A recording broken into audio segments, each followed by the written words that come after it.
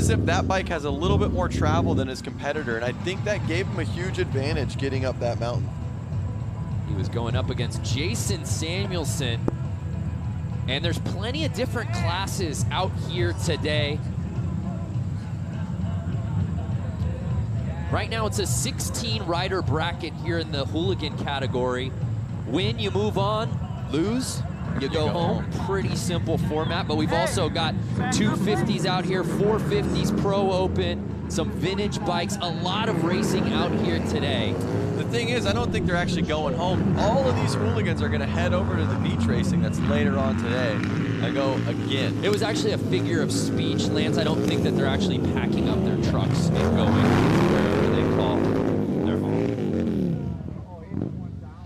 So that's what's exciting here. In this category, we're seeing them just take that first run up, but there is a second part to this course we'll be seeing a little later. Yep, there is a second part. It's a lot steeper, a lot shorter run up.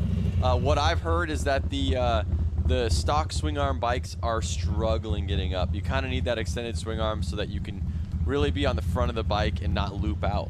And it's really neat too to see the variety of riders. So many of these guys we saw last night at Flat Out Friday. Totally. So these guys, they raced all the way till 10, 11 last night.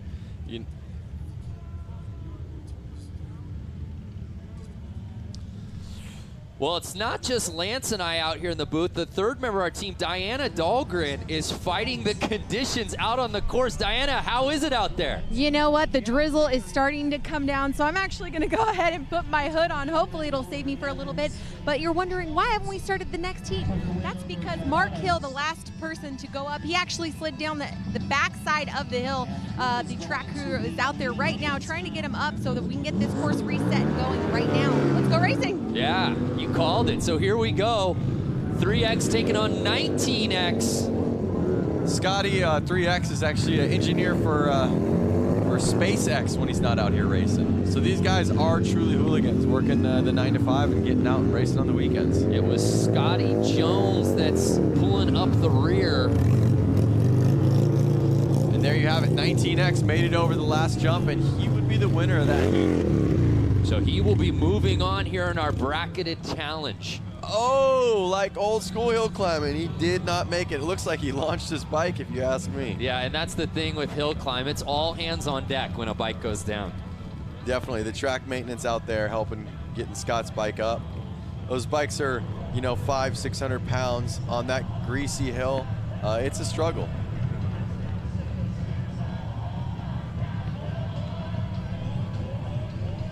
Guys, you know what? As the drizzle starts to come down, let's talk about these dirt conditions. I'm going to run you through this. As you can see on the course, there's light.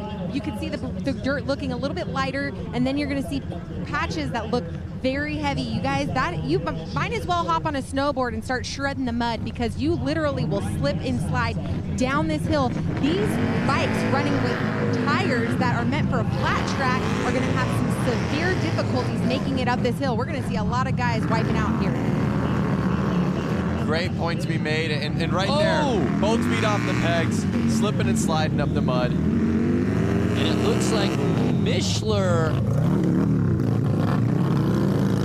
is going to take the win. You know, no, you know what? I think it matters when you pass. You're right. When you pass that jump, so.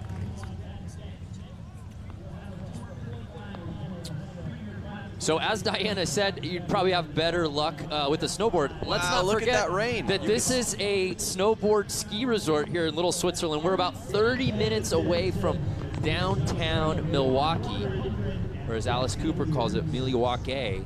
And it's been a wonderful weekend here of the 115th anniversary celebration. But now that rain you can start to see is really coming down. Yeah, you can definitely see the rain, and look at these riders coming down the hill. Yeah, now it's chewing up terrain. Yep. We talked about it, early on we thought the riders would have an advantage here on this course because maybe it's going to get progressively muddier, but now I think the later we go on, you're going to see faster starts.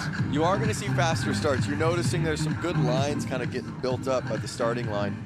That's going to keep them tracked in and going straight, which is going to help keep their momentum moving forward. But you see this rain coming down, so I don't know how much that's going to affect the mud out there. So it's 19X getting the hole shot early, but now 45 making the pass. Oh, he's just on the gas. He didn't slow down one bit. So they both split the moguls, but it was 45 that takes the win. And Flaherty will be moving on. He made the all-white kid on a muddy day. He made that look easy. A little too easy, if you ask me, Brando. Well, let's take another look. So early on, 19X had it, and then Flaherty starts to make his move. It's really that launch that's really doing it, Brando, because if you notice, JJ did not hesitate over that second jump, which kept his momentum moving forward, which kept his traction up, and he was able to get right up that hill. Hey, Diana, I know you're out there right now. At least on screen, it looks like the rain is really starting to come down. Oh, yeah, it's really starting to come down. Umbrellas are out, hoods are on. Some of these racers are choosing to not start where the rut is. They're actually getting onto the grass top so that they can get better traction. So, I mean, you guys, with this downfall, we're about to see some carnage. Yeah, we are. So Hollis, 142. Leaving no doubt about it. So Louders makes the pass and gets the win. Incredible, Lance.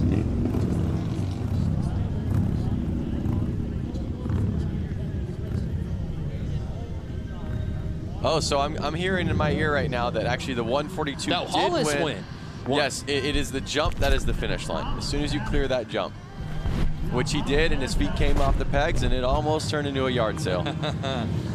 Good, just getting a little housekeeping in order. Want to make sure we are relaying the format as correctly as possible. But you know, it's the lines are getting so blurred. You see the rain coming down. But talk about that. Now that these guys have some wheel traction from the start.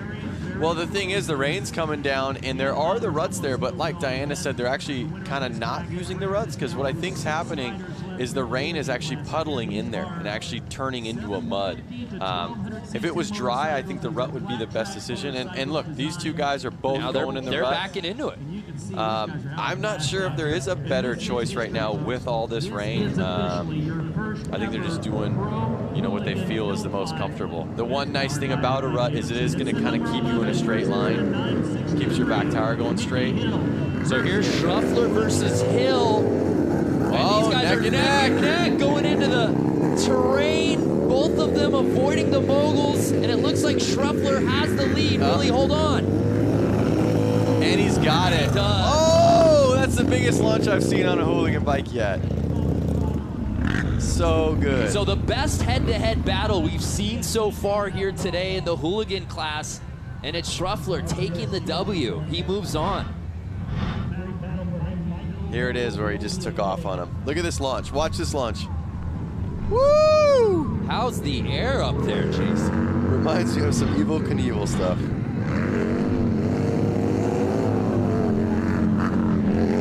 JJ just launching that second jump. Having no problem with this course. He really looks like the one to beat in the hooligan class lanes. And you know what's surprising is his suspension. Oh, his suspension looks actually the lowest to the ground.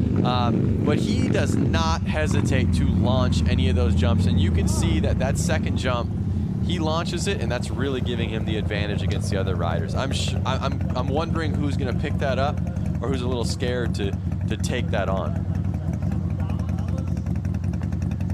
So we just continue to move on here at a torrid pace in our head-to-head matchup. Again, we started with 16 riders, and we're splitting it down to see who will reign supreme here in our hooligan head-to-head class. But again, we're just getting started here with the Harley Hill Climb today. Still plenty of racing going to be taking place. Brando, you and I had the opportunity of jumping on that ski lift, and we were kind of wishing that we could have announced it from the lift. We were lobbying with our producer to let us actually call the entire day from the lift, just kind of going up and down. Getting different angles. They said we do not have the capability. And I said, okay, well, there's always 2019. Let's get ahead of it, guys. Yep, let's get ahead of it. What a view, though. And you see they get up. You're not allowed to take it down. A guy up there, his name fails me, kind of hooked it up and let us ride down on the lift. Yep. So these guys coming up, they actually have to slide back down the hill. Yeah. They don't even give you a sled or a saucer or anything. You just literally have to sit down on your backside and ride down the hill.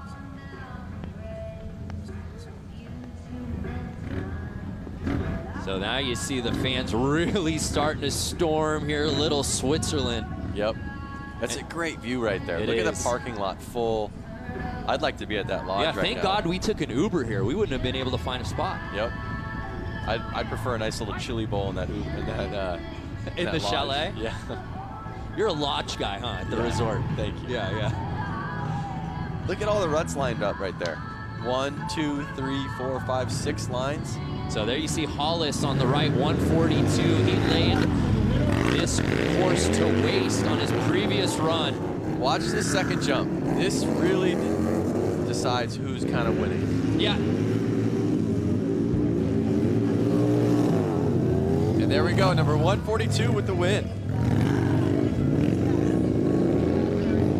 Hey, Diana, as the conditions seem to worsen, it seems like these guys are having fewer and fewer troubles out on the course. How's it going down there? Well, we have the best of the best now, you guys. We're down to the last 3 riders. 142 just won against the number 11 Scheffler. But now what's going to happen is number 11 is going to face the 45 of JJ Flaherty. Ooh. So basically, whoever loses right now against Scheffler has already taken 3rd. So now we're going to find out who gets 2nd and 1st. Oh my goodness, so this is the one we've all been waiting for. Thank you, Diana. This is it for the win here in the hooligan class. As we said, that 45 bike, JJ Flaherty, has probably been the most impressive out here today. Yep, again, watch him on the second jump. He will launch it without letting off the gas, and I really think that's what's gonna take him to the top. And it should be noted, he's been on that side for all of his races here in the brackets. He must have qualified first, so that kind of gives him first gate pick.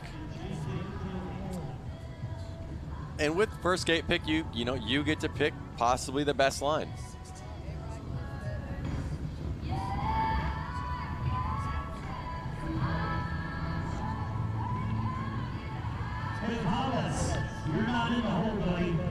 So with this, the winner will continue on. There you see 45 Flaherty and Hollis 142. Now notice Flaherty, he's actually wiping his goggles to try to be able to see. Now you see him shrugging his shoulders. What's going on here, Lance? Hollis was setting things up. Now he walks off the course. You know, I don't know. I'm up in the booth right now. There could be some complications. Does Diana know what's going on down there? Yeah, hey, Diana, are you seeing what we're seeing? Hollis now just getting off the starting line. Stand by, because I am trying to find out the details. Maybe he's just trying to take a more creative start to this course. Start a little further back, get a little more momentum on him. He's like, come on, that's not fair. But again, Flaherty, and you see how muddy. I'm dirty just watching this. How Flaherty in the full white kit seems to be squeaky clean still. Well, he's won all of his bracket heats. Right. He has not fallen. True. So virtually his feet are never really touching the mud until from the start to the finish. And he's not getting roosted. So, you know, that's how he's staying clean. Well, if you're just joining us, we welcome you to the Harley-Davidson 115th anniversary celebration live from the Harley Hill Climb. Diana Dahlgren, what's going on down there? Yeah, just getting an update from this scoring tent here. So 142, who was lined up, he just won that round. He actually needs to race in the next bracket. The loser of that round, which was the number 11 of Scheffler, he's coming over, going to line up right now. He's going against JJ Flaherty. Then the winner of this bracket goes on to race 142. Oh, okay. Nice. So for the gold. Wow. Okay, so Hollis said, guys, I'm already pre-qualified. Yeah. Don't make me go head-to-head against Flaherty right now. So now Flaherty has to, you know, work his arms out a little bit more, work his bike out a little bit more. I'm not sure if that's going to hurt him or not. The waiting game. Here we go. They're lining up. The bike's warm.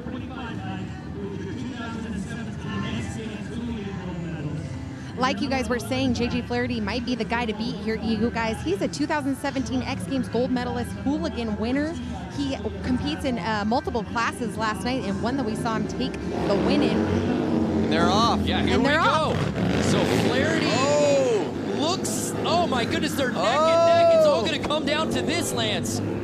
What I tell you, Flaherty, not scared to hold on the gas over those jumps. I mean, you saw his feet flying off his back. He didn't have the start he was looking for, but he just sets himself so well on that line. there's no stopping him once they get to those moguls, and neither of them are taking that route, but that's really where he separates. His feet. Boom, off the pegs. He regroups and launches it twice as far, 3 times further than his opponent. Yeah, really good point. And one of the things to think about is their feet are getting very muddy down there, and these bikes aren't necessarily meant to be ridden in this mud. So when they hit those jumps, their feet just fly off. It's like ice. Can I come back on? I don't know if the rider's left line is just running faster or if it's Flaherty that's running faster, but there you see 142 Hollis. So now, as you said, Diana, he's already qualified. So who's going to take on 142?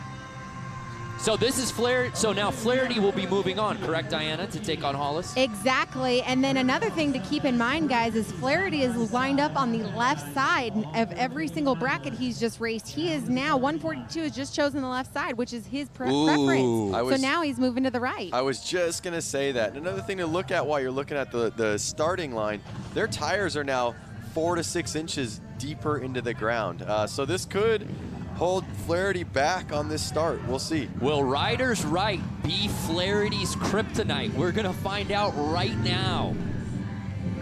This is the battle we've been waiting for. Hollis v. Flaherty. As Diana said, Flaherty so accomplished a gold medal at X Games just a month ago. Can he win it right here at the Harley Hill Climb?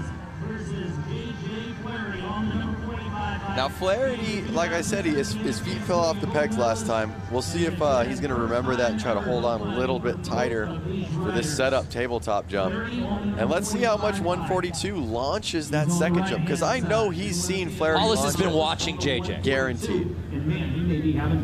So let's see. Uh-oh, bike problems. No, not the time. I mean, these bikes have been put through the ringers racing up that hill. This is not the time you want to see any sort of concerns over the bike. No. And of course, Flaherty literally just finished his previous run. You know he's coming off adrenaline right now. Hey, let's get this thing going. Yeah, let's go, let's go, let's go. I mean, the runs are so short. I mean, what is it, maybe 20 seconds to get to the top? Oh, I don't, and Diana, it looks like Hollis is switching out bikes. Yes, so there is a rule. They are actually allowed to borrow a bike, so he had technical difficulty, couldn't get his bike running properly. He is now going to take over bike number 34, and he is getting the crowd going, you guys. And I know you can't see it right now. There are thousands of bikes in the parking lot, and this entire hill is lined with a crowd, and they are so excited to see this guy switch out his bike and see if he can take the win right now. Yeah, there's no shortage of bikes. If 34 didn't come up, I'm sure he could grab one from the parking lot. What a win it would be on a borrowed bike if he can do it right here against Flaherty. Here we go. Watch this first jump. Oh, feet off the pegs again. Oh, Flaherty getting a little squirrely.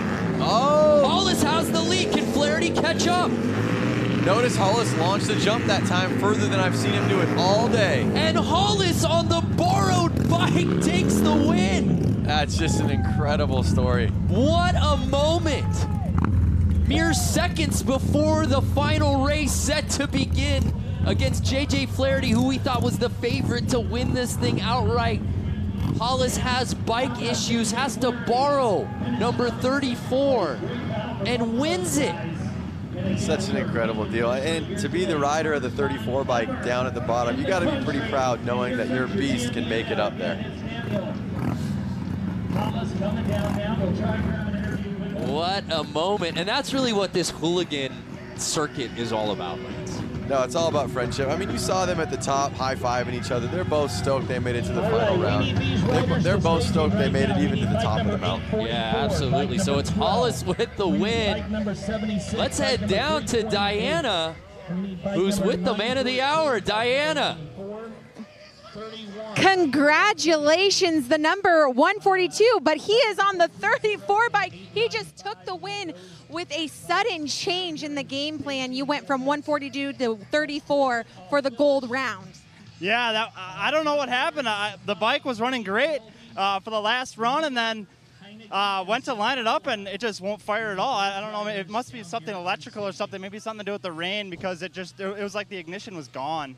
So you just took bragging rights at the 115th anniversary. What does this show the rest of the hooligan class about you and what you've got to do on hill climb? Well, I came from a motocross background, so it just shows all the hooligans that if you ride a lot, it doesn't matter what kind of riding you do. You can jump on a hooligan bike and you can haul ass. And so it's a lot of fun, and I would greatly tell people to jump on a hooligan, get a Harley or whatever. It's cool, it's fun, and like we do all these one-off events. It's great, and just have a lot of fun. Congratulations to the 142, Daniel Hollis. You want to say one more thing? Yeah, can I just say thanks to my sponsors, Milwaukee Harley, Fuel Cafe, Blue Moon Customs, WFO Racing Online, Von Zipper. This was an awesome show. Thanks for everybody tuning in, and thanks to Jeremy also for letting me borrow his bike, because obviously mine didn't make it. So thanks again. Pure talent here, guys. The 142, 115th Harley-Davidson anniversary. He takes bragging rights. So it's Daniel Hollis. I wonder if we call that a split win technicality with Jeremy Hobus, the 34 plate. So if you're just joining us, to kind of give you a scene of place, last night was Flat Out Friday in downtown Milwaukee proper. Right now, as you can see on our beautiful map, we're at the hill climb, a little further north, a little further east. But our day's just beginning, Lance, because we're going to be hitting the beach later this afternoon. I'm excited to go to the beach. The beach racing is trog, and it is something that is very, very historic in the motorcycle racing world. So just like that, we move on to a different category. It's the 250 Pro timed event, and these riders get to go front and backside of the course, Lance. Yeah, so we got to see some of the backside course during practice, and we haven't shown it live yet. It's a lot steeper. It's a very short run-up, and I saw a couple guys on these bikes not able to make it up. So here we go. Do these guys have extended swing arms? I can't see from this view, but kind of looks like it. Yep. Diana, do you see extended swing arms down there? Oh, yeah, guys. So these are 450s with extended swing arms. I talked to a couple of the riders. You will see some 450s without the extended swing arm. It's just a matter of preference, but they do say that on the backside of the course, they will need the extended swing arm. Yeah, so I ran into Jeff Wick when I was down there in the pits, and he's on a stock 450, and he makes it up the front just fine. But when he got to the back, he was unable to make it. He took a couple tries, and we'll see if he tries right now. So it's the 450 Pro. There you see Dricken versus Altafish, and Altafish having a little trouble early. These guys are going to have to go through the moguls, if I'm correct. Yes. So we'll see how it rides each line. And it looked like Dricken just jumped out there a little early, and Altafish. And there you have it, the number 12. On the 12 plate. There they go to the back. Moving now on they're to the next down round. to the backside of the mountain. They're taking the easy route there. So again, these motorcycles. And we take another look there. A little less power here. And they kept it close after the moguls, but you see the 12 plate just squeaking out the lead. I'm not sure what it was. I think the moguls, they went into the moguls kind of side by side, and I think the moguls are really gonna separate the men from the boys. Yeah, it'll be interesting to see. Looked like Dricken pulled out a little early. But again, that's only one part of it. Now we're getting this backside of the course. This is a little bit more of a truer sense of a hill climb. Not as traditionally steep as we see with most hill climb races. You get up really quick. Well, the thing that they're dealing with right now is the muddy dirt. And again, look at the run-up. It's one bike length, so maybe another 8 to 10 feet in front of their bike. They get up to speed. And then they got to try to gain speed as they're going straight up. And here they are. And here we go. And Altafish leading, no doubt about it, easily crossing that line first. And on the backside of the hill, it's going to be the number 12 once again. So he will push to move on. So with that, the winning the backside is what wins you the head-to-head. He moves on. So this is racing for seating right now. Oh, so this is what's going to let them choose where they're going to start on the backside. So 328 easily winning on that front side. But again, it really comes down to that backside, as we said, for seating purposes. And again, Brando, look at how long those swing arms are on that bike. It's really helping them in conditions like this where they can stay on the gas and the front end does not lift up as easily. So you can see here they come into the moguls. Oh, did the 328 kind of, you know, take a little bit of a cheater line and exit out of the moguls a little earlier than he should have? That's the one thing you got to keep your eyes on. I mean, that's not really being judged. I guess we're on an honor system at this point. But we saw that with Dricken, too, on that first race. Seemed like he got out just a little early. So here we are. I'm curious what's going to be the line of choice throughout the day. Right. It was riders right, if you're watching the left side of the screen, that seemed to have success early. Yes, that is correct. And notice how long these bikes are. It's hard to even move them, and not to mention how wet it is out there. Could you imagine if they didn't have those wood planks behind it, and they were roosting the fans behind them? So this is what matters most when it comes to seating. This backside up the hill race. Oh, getting a little squirrely. Oh. And it's 328 taking it. But that thing was wide open. And it was David Brandenburg. Old school hill taking the climb. win in that one. With the paramedics helping 76 get up the hill. Now notice 76 was on a two-stroke. I wonder if that didn't help him. Yeah. Getting up that hill. And just like that, we come back down to the bottom for the front side. Absolutely. So here we go. And we're off. It's going to be Head to head. Let's watch him in these moguls right here. Ooh. Number 914. Looking great. And it's Luke Sapala crossing the line first. He was going up against Nathan Preeb there on the 94 plate. Last year in Pro Hill Climb Racing, making Let's take another look. Devil's Staircase, Oregon, Ohio, As you see Sapala with a podium finish. On that rider's left. Watch him in these moguls right here. Feet coming off the pegs. They're just holding on. That's what I love. I would say textbook, but I don't think there's anything textbook when it comes to this course and these races. You just hold on. You're right. Now let's see which gate the seating winner chooses. Yeah, this will be interesting to see if Sapala, we've seen it both ways. Now notice also, look at the ruts on the starts. The ruts are now, from the rider's view, going left, which is going to affect them. If they go in there, they're going to go in that rut. So is he going to drop into the rut, or is he going to stay out of it? Myself, I would stay out of it. I would stay to the right of that rut, to the rider's right. We'll see what he chooses, though. But none of those bikes are going to be here today. It would just be too tough to start those nitro bikes on the backside. That's tough. I haven't been down to the bottom, but you see he just dropped into that rut, but now he's going to have to follow that rut. He's not going to get out until he's past it. And look at how deep it is. Look, his whole foot's dropping in it. Sapala on the right-hand side of your screen. He has lane choice. That makes Nathan Preeb on the left-hand side, your underdog. And we see now that most of the riders favoring that right-hand side. So see, he's getting out of the rut. Now he chose to be on the left side, which I wouldn't get on the left side because he's going to be able to fall back into that rut because the rut goes right in front of his direction. So I myself wouldn't have, but he has some reason. I'm not looking at the hill from his angle. Maybe there's a big rock on the hill. Maybe there's a big tree stump. I'm not sure. We're going to see it, what happens. And we didn't see the hooligans take this part of the course, so it just hasn't been ridden a ton for these guys to kind of get an eye on how it's riding. We've seen both sides have success early here in this class. And we're off.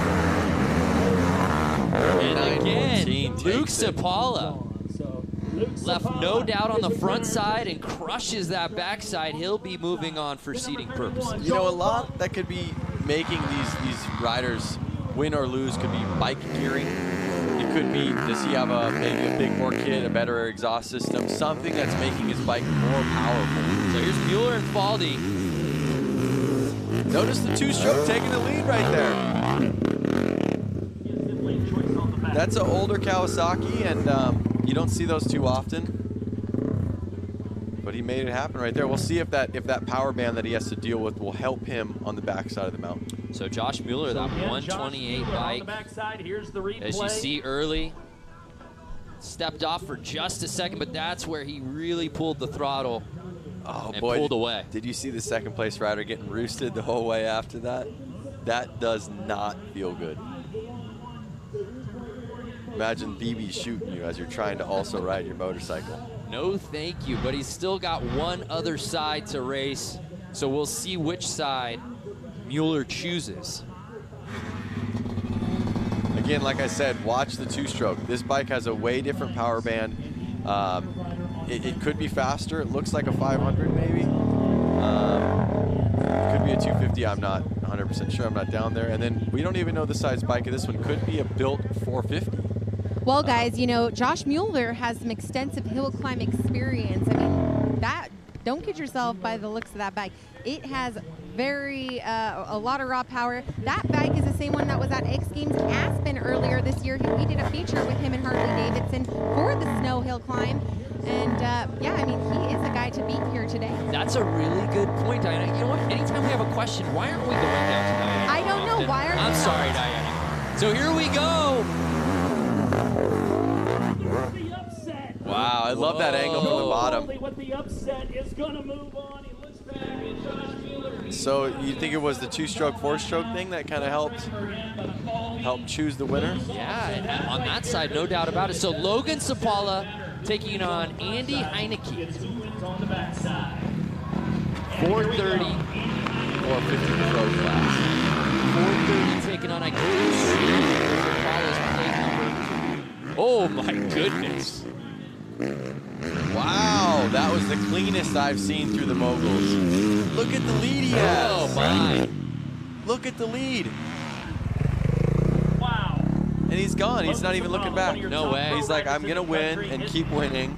And then I'm going to keep winning. And I'm going to take home the gold. Look at this again, Lance. As you said, Logan Sapala, maybe the best we've seen throughout that part of the course. Moguls, no problem for the 895. He wheel tapped one of those moguls. By the time he set his front end back down, he was literally already out of the moguls. Only rider I've seen do that. With an upset on that backside. Let's see. So after Luke Sapala looking so good in his heat, Logan just laying that front side to waste. He's dropping in the rut, and again, look at how low his tire is in that rut. That's, what does that look like, 7-8 inches? At least. And like I said, once they get in that rut, they just have to follow it, really.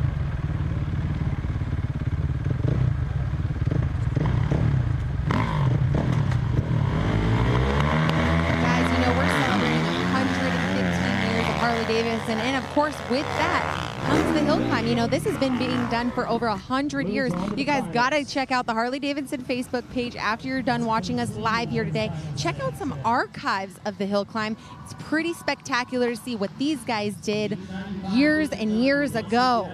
Yeah, absolutely. One of the oldest things we've seen here in this country. And Lance, you and I got to go check out the Harley-Davidson Museum yesterday. That was amazing. Yep, and I mean, to think at the technology that these guys are riding on right now with the suspension and the engines and the power and the gear that they're wearing. Back in the day, it was, you know, a leather helmet. It was a bike with no suspension and chains on the tires to try to make it up a hill. Back when you were riding as a kid. Yeah, back in the early 90s.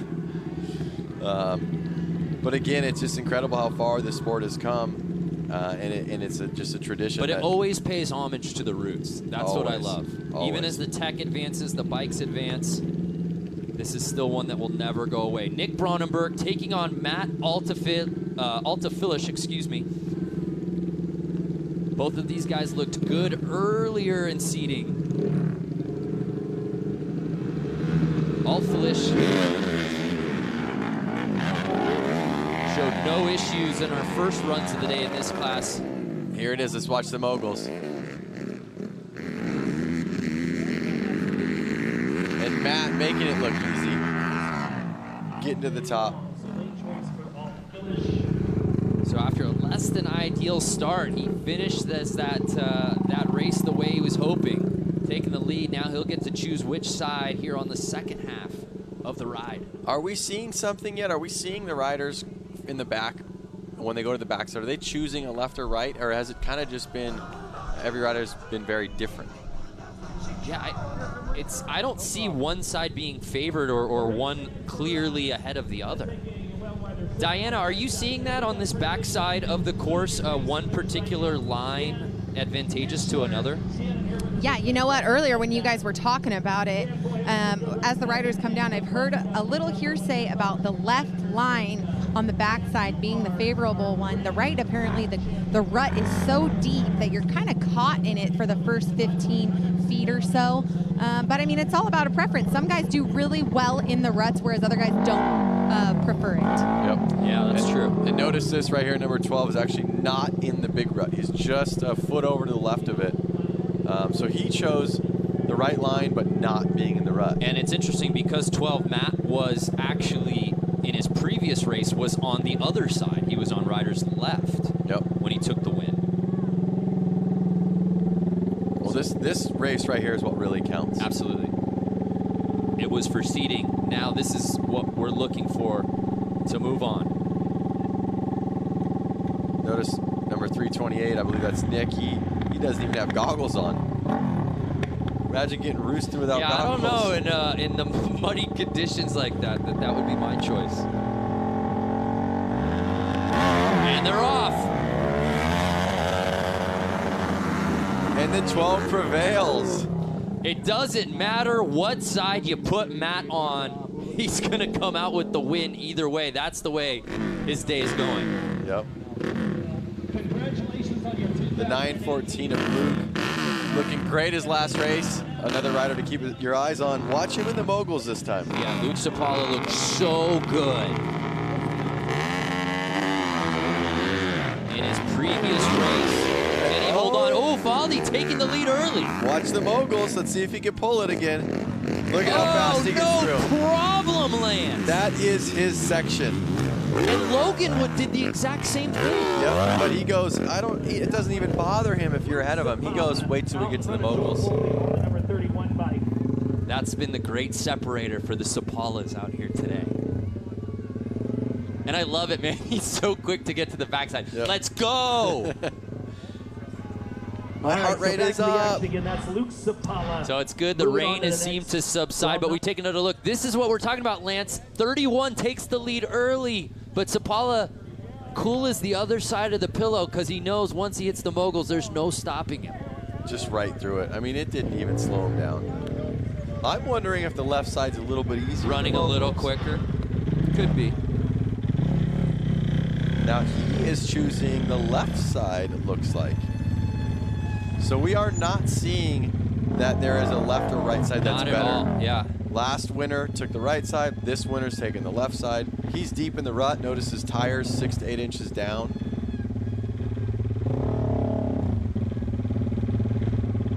He's finding neutral right now. Let's see what gear they click into. Are they running this up in first or are they running this up in second?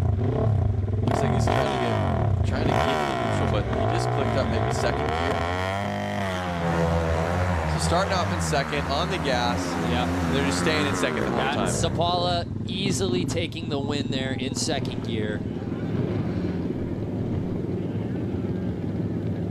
And he moves on. So with that, Sapala moving on. Diana, how's the energy down there with these riders coming back down, riders lining up? Well, you know what? All I got to say is the umbrellas are popping out because the rain's coming back. And another thing to go over the bracket system. So it's going to be just like how we had with the hooligans. There's going to be two guys that go up against each other. The loser of that first round is going to race the second round. And then the winner of that round will go against the first round's winner. So a little trifecta. 3-2-1 round. It's tourney time out here. As you see Mount Altafesh, so he's back on there, the 12 plate. And just as I said, I must have said it, what, 2 minutes ago that I thought the rain had subsided? No. Wisconsin had other plans. I thought we were here for the summer. It's Labor Day weekend.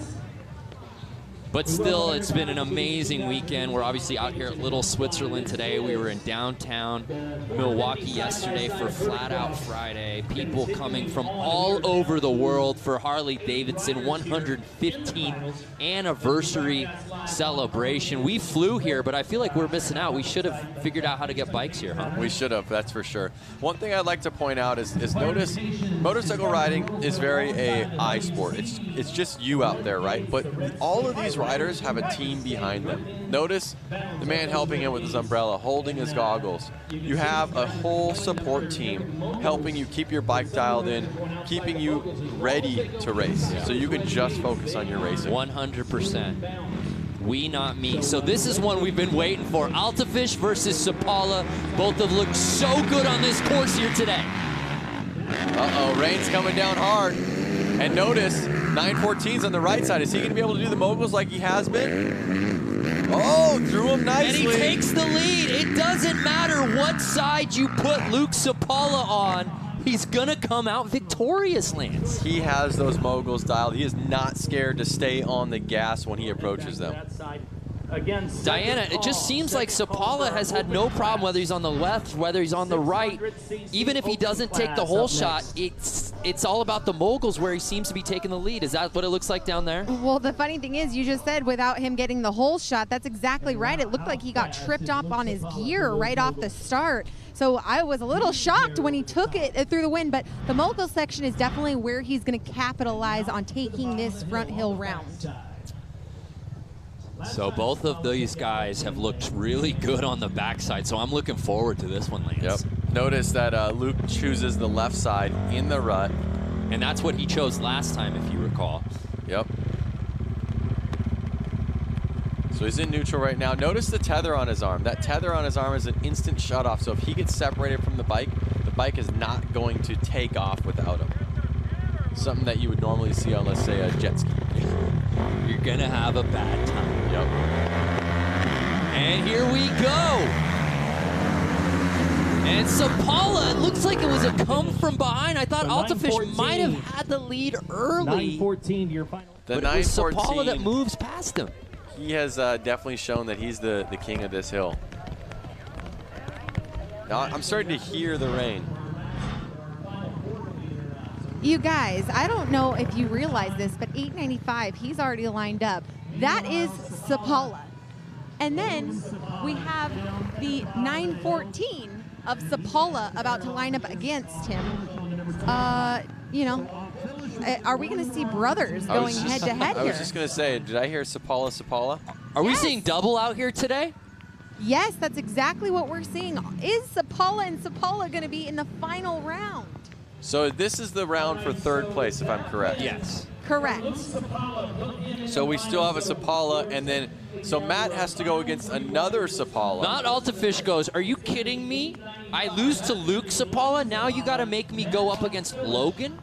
Yes, and exactly right here. So if Logan takes this win, we're going to be seeing a brother standoff here. Ooh. We saw Venus versus Serena yesterday at the U.S. Open. It is a weekend for siblings in sports. Could we see Sapala v. Sapala? Matt Altafish says, I might have something to say about that. We'll see if Matt can regroup and get through those moguls a little faster this time.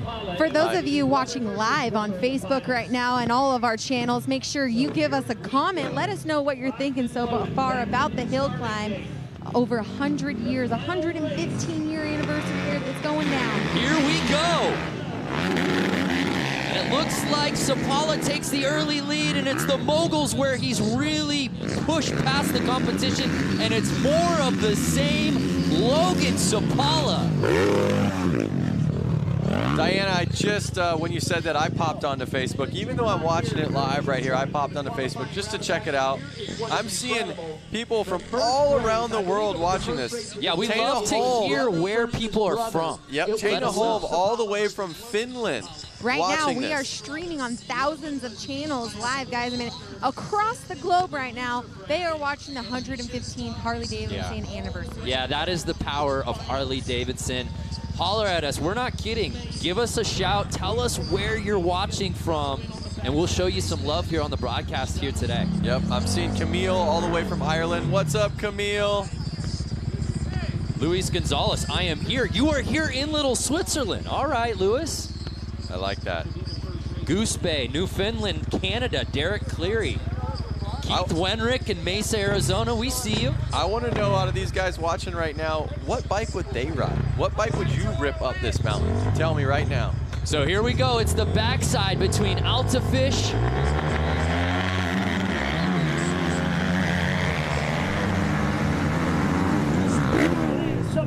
will pair up against his and brother. Logan Sapala. Down there in the Harley shirt has to be It is the Sapala day. If your name is Sapala and you have a bike here today, you're probably in the finals. I would say the Sapalas have been riding with each other their whole lives. They've been competitive, brotherly competitive against each other. I think that they're going to be smiling that they're lining up with each other right now. So we'll see how it goes. More fans watching. Kearney, Nebraska, Kelly Dahl, what's good?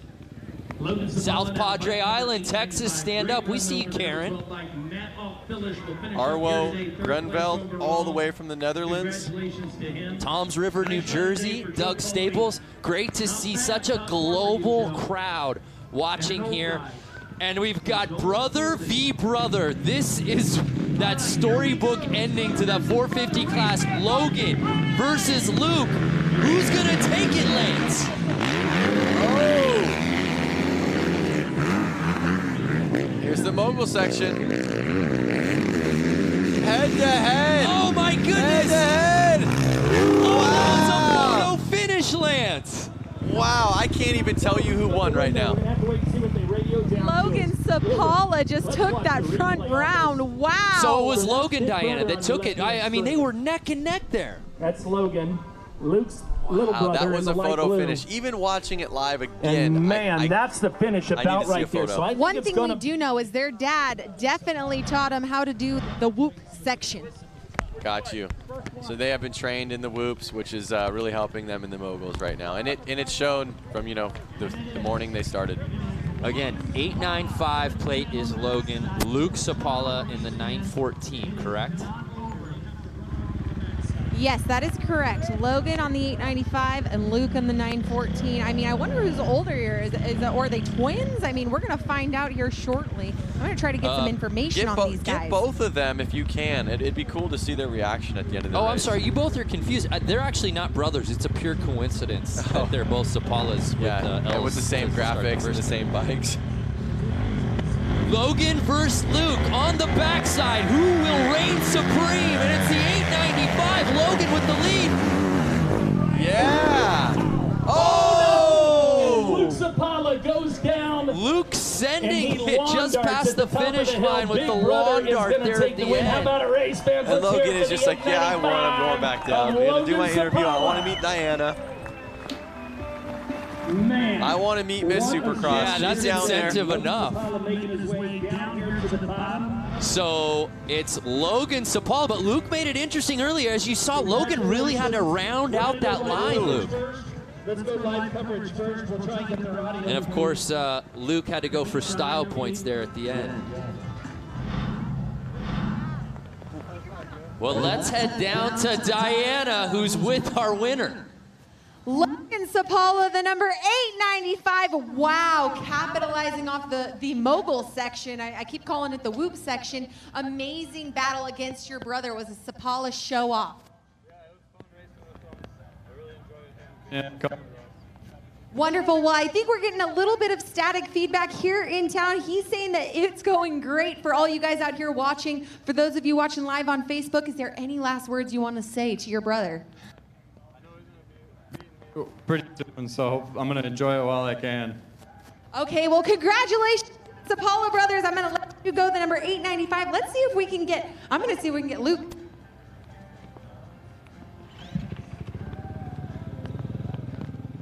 So Diana's hustling to get brother Luke.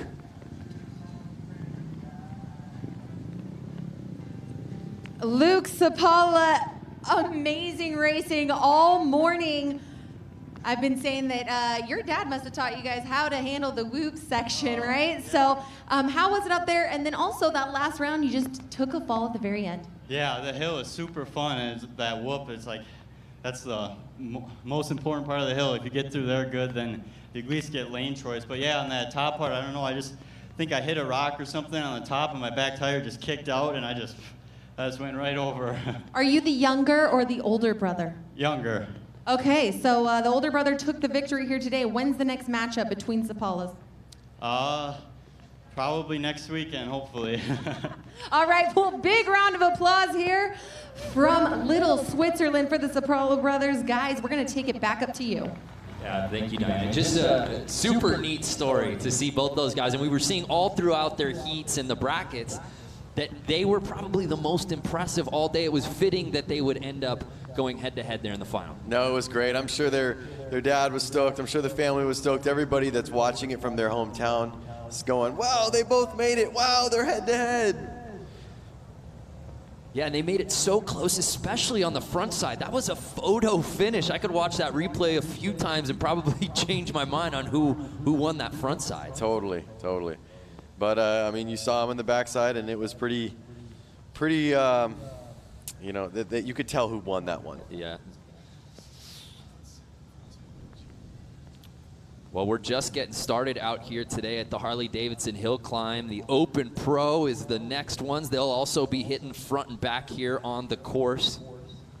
As you see the rains coming down here at Little Switzerland Ski Resort in Slinger, Wisconsin. It's so funny how you look around and you see some of the fans out there. Some are in T-shirts, cut-off shirts, just a baseball cap. And then you see some in full, you know, snowboard jackets, umbrella. So it's pretty incredible.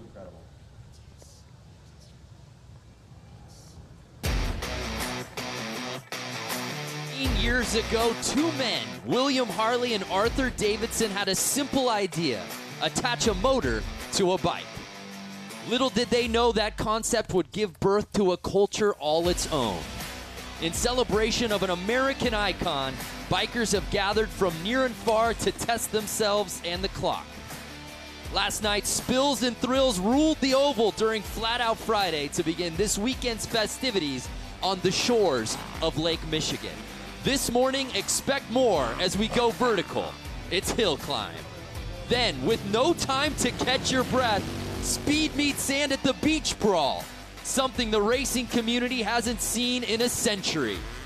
So to borrow the immortal words of Steppenwolf, it's time to get your motor running for the Harley-Davidson 115th. What a day out here. Brandon Graham alongside X Games gold medalist Lance Corey, Diana Dahlgren out on the course. The Open Pro up next here at the Little Switzerland Ski Resort. We're just about 30 minutes away from downtown Milwaukee. Unlike the previous races where we're seeing head-to-head, this now our first category where we're seeing timed races. So timed races will be interesting because they're going to be able to choose any location on that mogul section. So there's not going to be an advantage or disadvantage on, oh, I got stuck on the right side, oh, I got stuck on the left side. They're going to have a wide open course, no one roosting them. The course is all theirs. Take the front side, take the back side, and we figure out the times from there. Of course, the rain has steadily been coming down all day. And you know the guys who are racing in this category, that being the Open Pro, have been keeping an eye on, obviously, the hooligans earlier this morning in the 450 class. But for more on these guys and what's in store, let's head down to Diana. You guys, the rain has started to come down heavily. With that is going to be coming some very slippery mud here. It's sticking to everyone's boots, a couple inches worth on these tires. With the Pro class, you're going to see some studded tires. It's going to add traction so that they can get up this hill as fast as possible for these timed runs. Yeah, that's a really good point. We didn't see that in the previous classes with the studded tires. Now we're getting that out here today. Now it looks like it's a Sapala again. And I wonder if he put studded tires on his bike, or is he going to ride the same bike?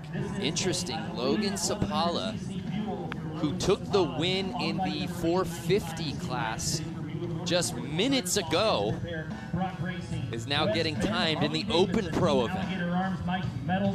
And again, if you're just joining us, thank you so much for watching. And we want to hear from you. This is just as much your show as it is ours. What do you guys want to see? What type of access Who do you want Diana Dahlgren to talk to? Let us know. Let us know where you're watching from. We love the international field of watchers out here today. Will take the win. They definitely have to maintain each section. So Logan Sapala, who's perhaps ridden this course better than anyone we've seen out here today with the previous classes, will be really interesting to see, Lance, what he does, realizing he's not necessarily going head-to-head right now. Yep. Notice how much the rain is coming down. I wonder if the Sapalas are going to be a little exhausted after the last couple of heats they had to do, and if these other riders that are fresh, are they going to come in with more stamina? Are they going to be ready? Or is it actually going to be a disadvantage because they haven't been riding the track all day? Combined time, front and back side. And the neat part about this community is that it's all hands on deck. So many of these guys riding out here today at the hill climb. We also saw last night at Flat Out Friday some of these guys we've seen at the hooligan races, whether it be their own circuit or even at X Games Minneapolis. Yep, that's one thing about motocross racing is you are just all over the map, riding in different states, different locations, and it really brings everybody together. Now, I wonder for Logan Sapala, as we said, is he going to be a little winded? After that win, you're kind of riding off of adrenaline. Now that's stopped. Yep. Gets a little colder, letting the rain hit you. I think he's ready to, like, let's go. Yeah, he's been outside this whole time. He's been getting wet, you know, his arms, his gloves. His whole gear set is soaking wet, which is not going to help him. That's slip and sliding on the bike. Looking at our fans watching, Rodney Holm, aloha from Hawaii. Hopefully the weather's a little better over there. Indian Springs, Texas, Kevin Vincent, we see you. Longview, Washington, Rick Harper. So keep watching us all day long. Again, it's Harley Hill Climb right now. We've got the battle at the beach later this afternoon. Excited for that one too. Don't go anywhere. Harley-Davidson giving you unparalleled action and access all day long. I just have a guy right here saying, Mike Smith wanted to say what's up to me, so I want to say, hey, what's up, Mike Smith? Yeah, what's up to Lance and Thrashin'? Okay. Monterey, California, Joseph Camacho. Jeffrey Steegman representing the Ohio. Yep. And again, Scotland in the house, Roger Foote. I wonder all these places. Let us know. Is it raining like this where you live? Yeah, what's the weather like? Because I know a couple people were saying that they're from California, and I know it's not raining there. But one thing I just saw is Corey Sanko from Scranton, PA. Oh my gosh, Dunder Mifflin! Dunder Mifflin, dude. Dunder Mifflin, this is Corey. I saw Scranton and couldn't. Because you can't help yourself. So we're having some, we're figuring some stuff out on the scoring tent. That's why you're seeing the delay. While we do that, though, let's check in with Diana Dahlgren, who caught up with some people, I believe, earlier this week in town in Milwaukee. Let's check that out. Here at the Harley-Davidson Museum, it's a constant festival, a revolving door of thousands of people who share a common passion and a common philosophy. I'm sure you get the same answer from everybody. Freedom, you're out there in the air. I mean, there's nothing inhibiting you, or you can feel the road, you can feel the wind. To be a biker, you have to be resilient and willing to be flexible. You have to have a sense of adventure to be able to enjoy Harleys like you're supposed to. To be a biker, you have to be free. It gives you the freedom to go out and do the things you want to do. Something you really have to do. It's not something you can explain, really. It's a part of just the whole camaraderie, the family. You get on one, you kind of forget what your problems are, you forget what you've done all day. It's just a matter of realizing what you've got and enjoying it. To be a biker, you have to be someone who loves to ride. I mean, that's the reason we do it. Something just kind of hits you here. It's just the rumble. I just love it. I get tears in my eyes thinking about this one. It's a way of life. It's something I've been doing for 52 years. And once you get on a bike, it's so free. It's just a freedom that it's hard to describe unless you do it. Freedom, camaraderie, way of life. There's no better way to describe it. Really cool that Diana was able to connect with some of the fans outside the museum. And we've seen it all weekend long, Lance. Everybody that we meet, it's just everyone's here for a reason, and they're all having the time of their lives. That's totally it. There's so many parties going on right now. There's parties at the museum, parties right here, parties all over town. We can't even get into our hotel lobby because it's blocked with bikes. Yep, streets are blocked off, bikes are parked everywhere. And there's so many people in the hotel that I actually got trapped in an elevator for more than 5 minutes.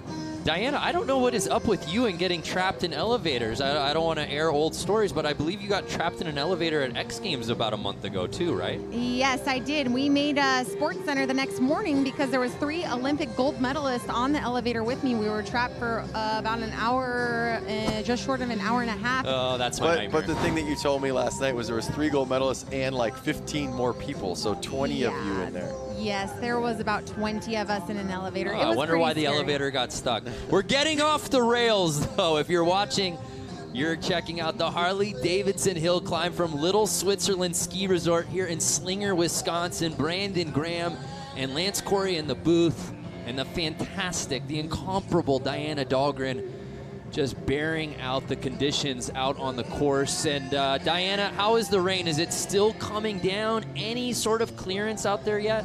No, guys, not yet, unfortunately. It's not pouring like it was, but there's a light drizzle coming down. It's going to make for some great racing out here. Like you guys said earlier, the 895 is currently lined up, ready to go for his timed run, but they are working on some technical issues we're having on the backside right now.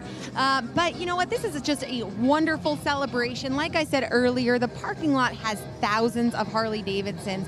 Loads of people have driven 30 miles north of downtown Milwaukee to come up here to check out the Harley-Davidson hill climb.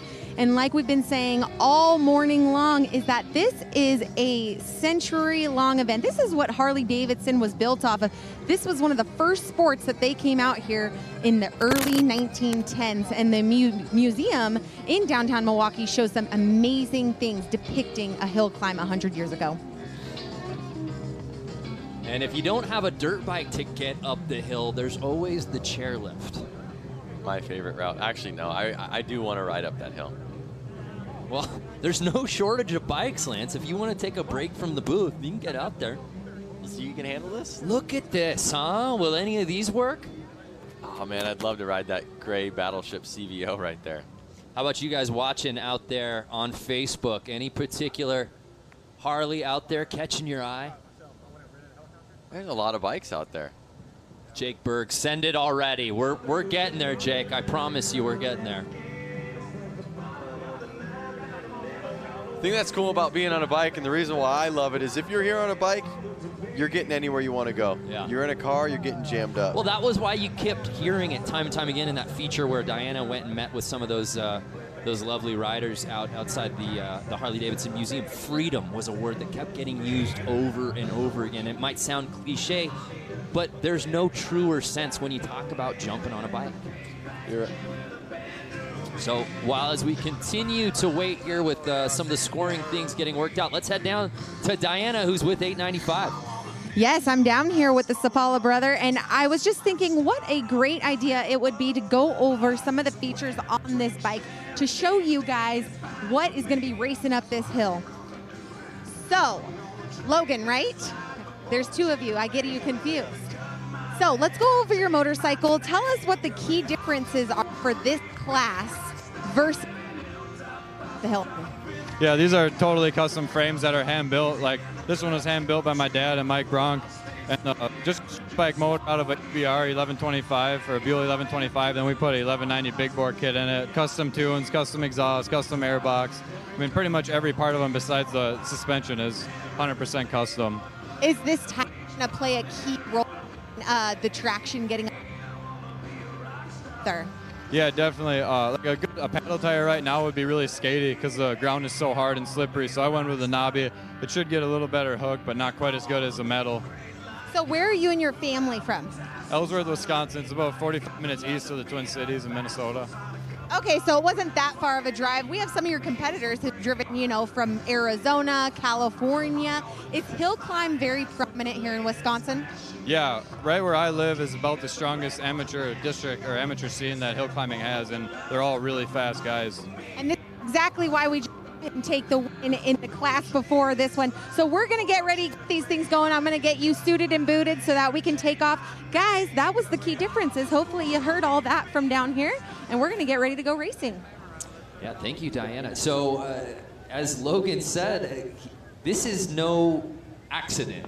The reason he's having success and also his brother is having success out on this course. This is what these guys do. Yeah, and that's what I was saying earlier on in the race is that you got a lot of guys out there with more stock-ish bikes, and then you got a lot of guys out there with pretty rad custom-built bikes like his. And I think that's going to help a lot. It's going to help quite a bit, to be honest with you, because it virtually is a drag race. So after seeing Logan take the win going head-to-head against his brother Luke, we now enter the category where it's strictly timed races. Each of the riders getting to go front side and back side here today at Little Switzerland Ski Resort. Barbecue's flamed up, burgers going. You could just see it getting muddier and muddier.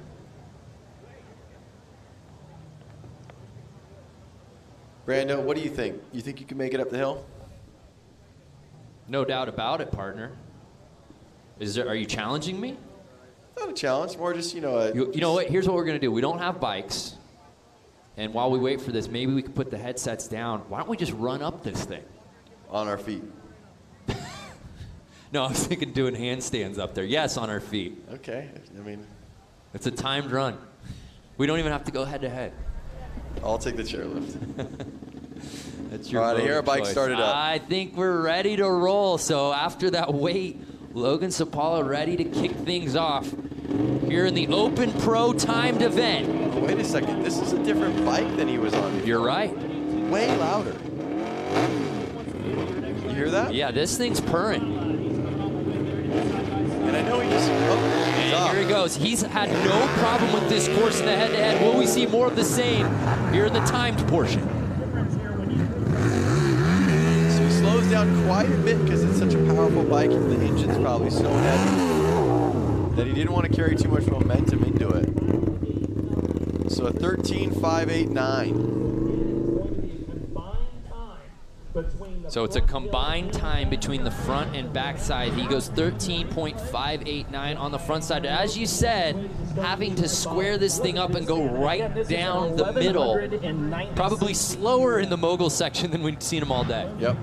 Again, the thing is he's setting the mark right now. He's the first rider to set a time, so we're not even sure is a 13.5. Yeah, we have no idea to give sort of a frame of reference of what that means. But I think given Logan's prowess in hill climbs, his experience in this circuit, the fact that he's doing it right now, to me that feels like probably a pretty good leader of the clubhouse type of time.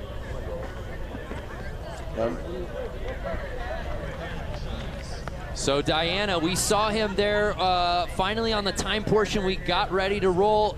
Is he on a different bike now, Diana? Oh yes, like we heard earlier when I was talking to him about his bike, this is a completely different bike built, I mean, from the nuts and bolts all the way up to the top of the engine.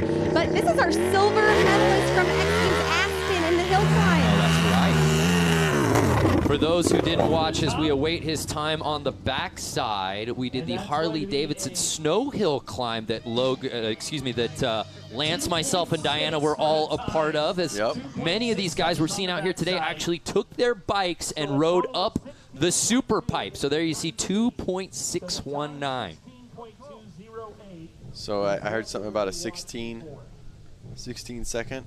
Yeah, so the combined run one score coming in time, a 16.208 for Logan Sapala. The bar officially set. So it's 127. Here's the mogul slowing down a little bit. Getting through him. Oh! And Lloyd Mueller getting hung up in the moguls, and the bike goes down. Like traditional hill climb, they don't always make it to the top. You will get another crack at this. This is round 1, but not the way you want to kick off your first attempt, especially in the timed portion. No, it is not. Your confidence goes a little bit further down, a little bit more nervous next round. So let's see where it goes wrong, Lance. He goes in, and you notice his frame. He stalled. Yep, he stalled. He stalled, and then his frame hit it. It just wasn't going to help. So he slowed down a little too much. Maybe he wasn't in a low enough gear. So the question I have is, this is obviously a throwaway, on the front side. When this occurs, do you even bother about the backside, or do you just wait for that second attempt? I would say that your time's already basically null and void, and really no point in wasting. You'd have to ride to the top, so no point in wasting the energy getting there and having a time that doesn't really. Mueller's asking, well, can you just count my backside? I think that might be a pretty decent time to beat. Yeah. So here's Logan Peterson out of River Falls, Wisconsin. Again, Logan Sapala with that 16.28 combined time. Setting the mark. Is who is to beat early on. Now this bike looks a little bit more traditional. It does. Diana, from where you are, can you see what kind of bike that is? Yeah, I mean, it is customized, guys. The engine does look different than what the Kawasaki. That definitely does not look like a stock 450 Kawasaki motor. Huge swing arm. I mean, fender in the rear. I mean, and I don't know if you guys can hear it from where you're at, but this motor is very deep in sound and very unique. Just as you started to talk, it sounds like you started it up. You can hear it. And now that we're getting a closer look at it, yes, that is definitely a bigger engine, definitely a long swing arm. See, you're getting a good view down there. Yes, I am. You guys are missing out on all the fun down here. Yeah, Diana, I don't know why you're complaining about the conditions. You have the best seat in the house. You guys, I've been snowboarding on the mud the whole day. Mudboarding. Mudboarding. Looks like the rain's calmed down a little bit. I don't see it in the screen as much. How is it for you down there? Yeah, there is still a light drizzle coming down, but you know what? You guys are in a nice, comfy area watching the races here, and then so is everyone else that's watching us right now. They're on Facebook Live watching the hundreds and hundreds of channels we're streaming live on right now through Harley-Davidson. It's the 115th anniversary. It's a very special weekend. This weekend only happens once every 5 years, where we celebrate the birthday of Harley-Davidson. So a huge shout out for HD for having us out here and all these people here to watch. It's just an amazing weekend so far. 100%. Again, if you're just joining us, we want to hear from you. Now notice he went to the backside of the hill, so he is going to hit the backside. I'm not sure if he took the chairlift up there. So Mueller is taking the backside. Okay, so interesting. I will say we'll get to the competitors list eventually, but it is truly a family affair out here in this pro open time class. So I'm not sure how they're going to score that, if he's doing it just for practice so that when he comes around again. So I am getting note right now from our scoring and research department. They are giving him a run one time of 60 seconds. So even though he will get another chance, in order to complete this backside, basically if you do not finish that front side run, for whatever reason you drop the bike or can't complete it, you're getting to 60 seconds. So now you're tacking on to 60 seconds on that backside. That's what's going on with Mueller. That makes sense, because if another rider doesn't make it up, there's something to kind of judge in who's actually getting last place. So we've got 2 Muellers out here today, 2 Louders, and 3 Sapalas racing in this list. He had a misshift right there. And he's off. Nice run. I'm not sure. Oh, they gave him a 2.7. So 2.7. Now remember, Logan Sapala put down a 2.619 on the backside. So he's a little bit behind right now. Logan obviously is setting a pretty high standard. So with that 60 automatic on the front end, that gives him a total combined run time of 62.792. But we move on to Logan Peterson in the number 16 bike. Switzerland Ski Resort. the epicenter for hill climb racing today. And I'll tell you, I love the rain. It just, man, it just feels good out AJ here. Harnack, less talking, more riding. Say no more, AJ. We're just going to lay out. Mark Peeler, what's up from North Carolina? I'm liking seeing these happy birthday comments. Medina saying happy birthday, Zandra saying happy birthday. Definitely happy birthday to Harley-Davidson. Can you imagine starting a brand and leaving a legacy like this for 115 years, and it's going to keep going? Such a heritage brand. We were talking about it off air yesterday. He's off. Here we go. Logan Peterson on his first run. Here's the moguls. Let's see how he does. He gets through him though. Back on the gas. So we'll see what that front end time comes in for the 16 bike Logan Peterson. And it's a 17.279, I'm being told. As Kirk Mueller lines up out of So a little more than a second slower than what we saw out of Logan Sapala. And you know what's kind of cool is the diversity of motorcycles that you see out here. Michael Crowell, hello from sunny SoCal. We'll be there soon. Hey, Terry A. Martinson, hello from Norway. What's up? So now he's walking the bike down. It's getting so muddy down there that he's feeling more confident, you know, pushing it down. So a 17.279 on the front side.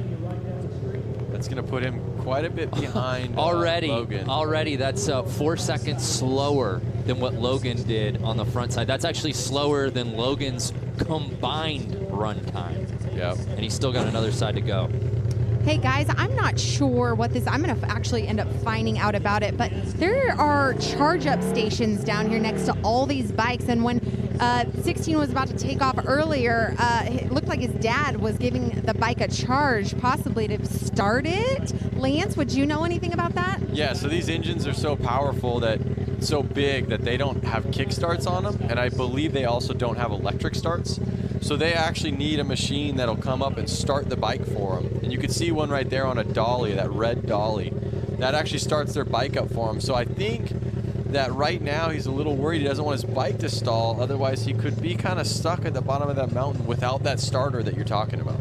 Yes, that's exactly what I was seeing. Okay, great. So yes, his dad did just start him up down here. And like you just said, they are going to want to avoid that for any kind of race delays as the rain starts to absolutely pour down here. I was just going to say, it is really coming down now. Look at the tires caked with mud. They look like mud balloon tires right now. And again, that rut's even deeper than it's ever been.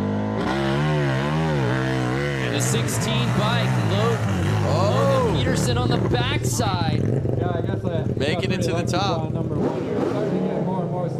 3.454. Add that up, we'll get a, I should just pull my calculator. Yeah, I was told there would be no math.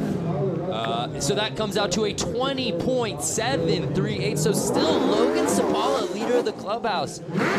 Keep those comments coming. But the 49 by Kirk Mueller launches it right through the, oh! No! Tank slapping. So he gets through the moguls and then gets squirrely right out of the exit. Let's see how that did on his time, but I will tell you what, he was not scared going into the moguls. 15 seconds to get up the hill. Again. Logan Logan Sapala still leading that 13.589 on that front end. No one's been able to touch him there. Kirk Mueller could have made it interesting had he not had trouble out of the mogul section. I see somebody antagonizing me on Facebook saying, Brady says, I see how it is you guys don't want to read my comments because my last name is too intimidating. All right, Brady, let's give it a shot. Brady Brishagella. How'd we do? Let me try it. Brady Brishagella. Shout out guys from Australia, Adam Newton. Seen a lot of people watching from Michigan. Love that. Pittsburgh, PA. Trisha, what's good? Keep the comments coming all day long. We're going to be giving you action from the hill and, of course, from the beach a little later this afternoon. Lance and I are really excited to get out there. Definitely. I want to see some comments. I want some questions. Ask us about some answers that we need to do. So here's Mueller on the backside, and he shows no problem there, getting up real quick. Interesting to see. Hey, I was saying, I think you and I go to the beach. Should Diana stay here and do the sidelines for the beach races from the rain out here? You and I work great as a team, and she works great by herself, and she could probably handle Diana, it. why don't you stick around the hill, and Lance and I will go to the beach a little later. You know what? That sounds like you guys are excluding me from our family festivities today, and I don't like that. I'm hopping on the helicopter with you as soon as these races are done, and we're going to fly down to the beach. So here's Louis Lauders, and it should be noted, I'm waiting on Mueller's back time, but I heard it might have been even faster than Logan Sapala. Lauders right there. He took it very mellow through the moguls. His bike, you could tell it was fast. He was hauling butt going up, but as soon as he got to those moguls, it definitely slowed him down. Check it out right here. Comes up to the moguls, puts his feet down a little bit, has to slow down. Kept the bike running.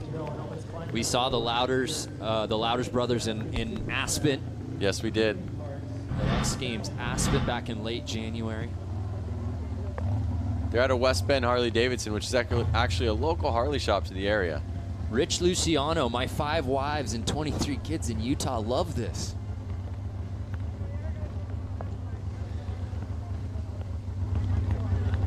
Bob Snutherly, we want to see Diana at the beach.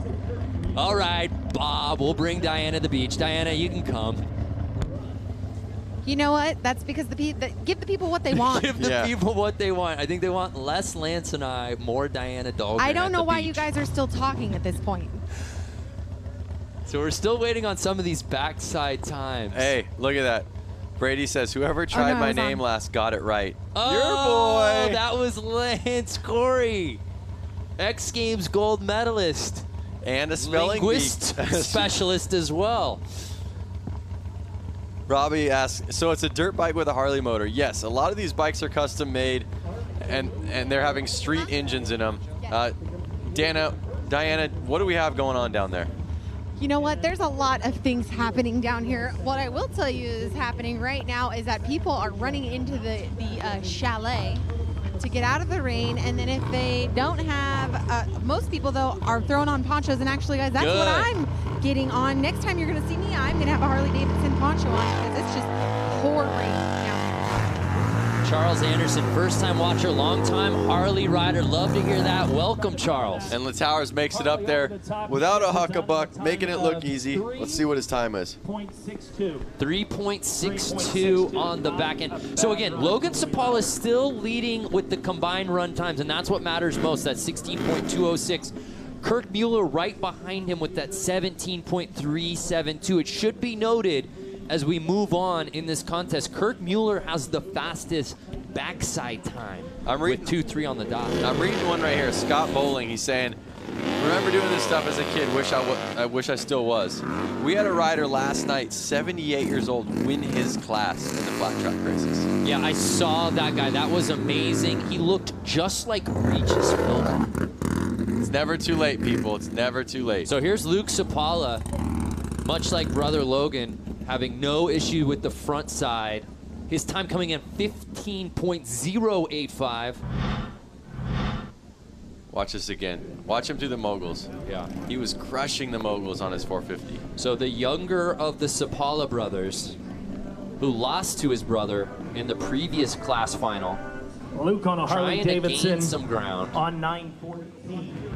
So 15.0. Brady's local. Brady's saying he might have to stop by and say what's up. Brady, come on through. I see some people asking what size Harley-Davidson engine is it? There's a variety out there. I have seen some 80-inch Evos. I've seen, this is a Sportster engine right here, 1200 cc's, but these bikes are built. You can hear them. They are definitely fast.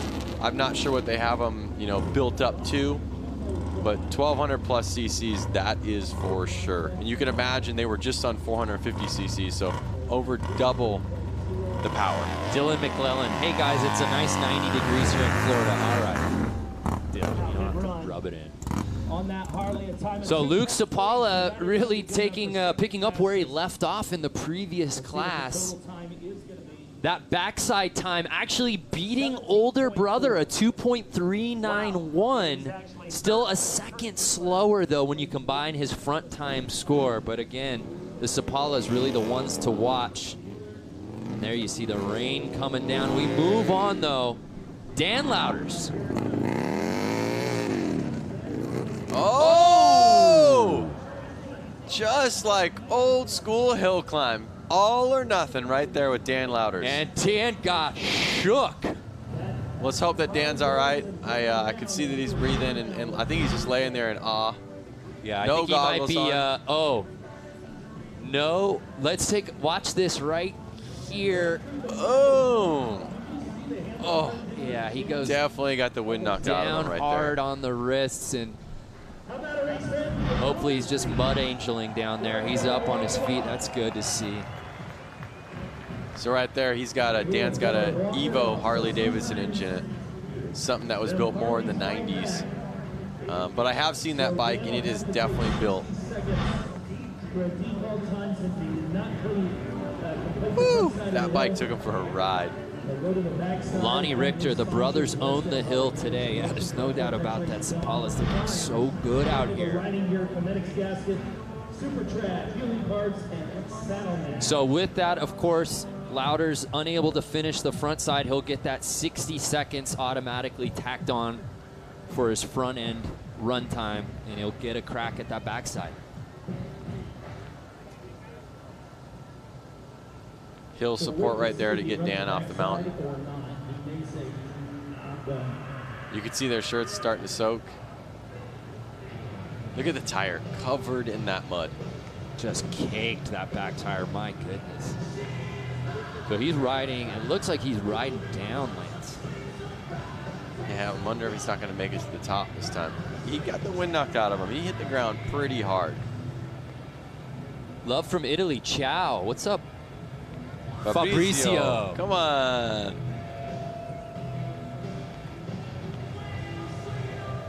My man Brando about put his face in my phone to try to read that. I mean, to be fair, we don't have a laptop open. We're watching from your very small iPhone that's in front of your face. I'm sure a lot of people are watching. That's why I was mispronouncing our buddy's name, Brady's name. I just couldn't see the font. We move on to bike 128, Josh Mueller, not to be confused with Kirk Mueller, who currently has the second fastest time of the day behind Logan Sapala. Is anyone going to be able to beat Logan? Yeah, could Logan go 2 for 2 out here today after taking the 450 class?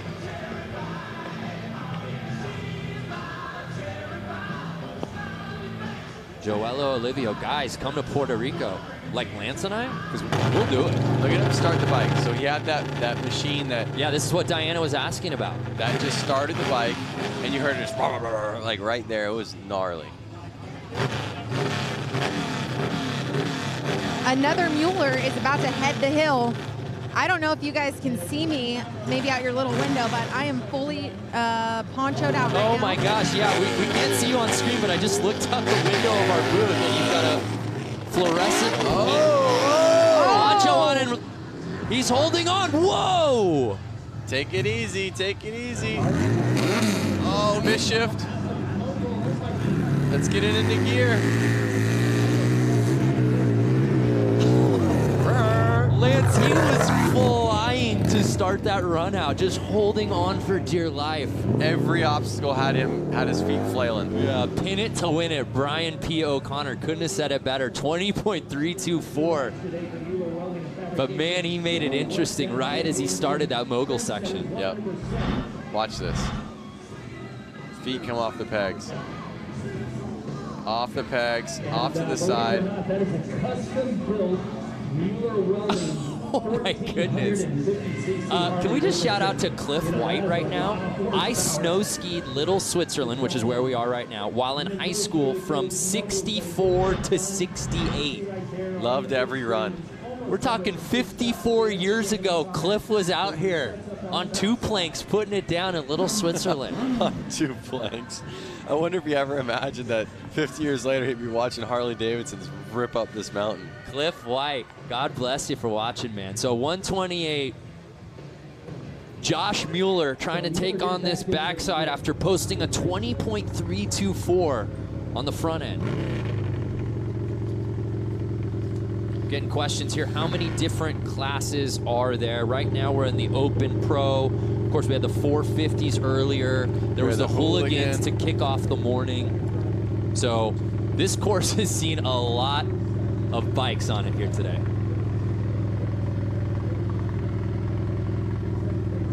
And now we're seeing with every bike on this backside is going to need a little assistance getting into place. There he goes. Notice the shifter's kind of sticking straight up.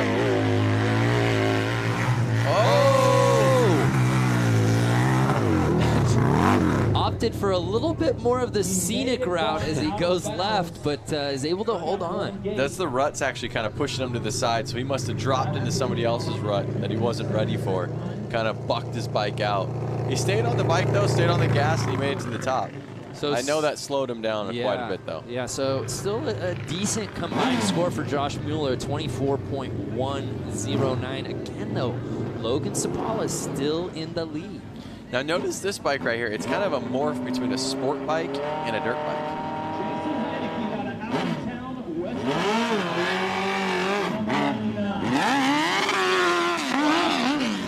I think he's going to struggle with that big engine through the moguls. So this is the 99 bike, Jason Heineke.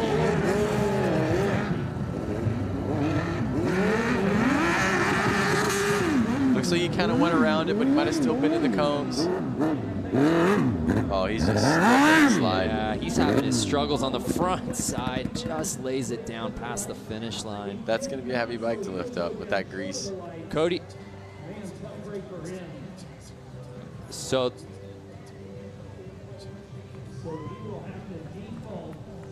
Cody Pearson with the comment, just started watching. Have you made mention of the amazing downhill mountain biking that Little Switzerland has to offer? I would love to do that, especially this muddy mess. Watch some of this downhill. Look at that back tire, Lance. It's a chocolate donut right now to me. Looks pretty good, huh? Hungry now. Yeah, I know, me too. So I wonder if he's going to try to make it to the back. The time, I believe, is still running. It looks like he'll probably end up accepting a 60-second on that. And he'll probably get a max out time for the rear unless he goes back up. I'm not sure.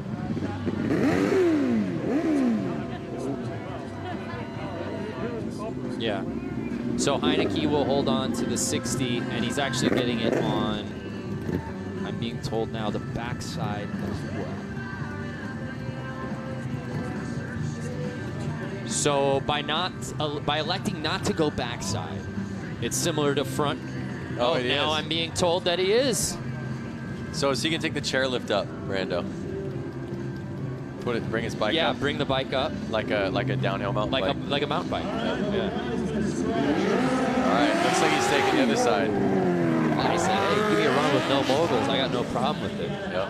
You guys, as Jason just passed me heading back up the hill to go to the backside, his tire is nearly flat. So I'm not sure if that's from, you know, jumping these jumps with how heavy their bikes are, or if he let the air out of the tire because he'll be able to get more traction with how slippery it is currently.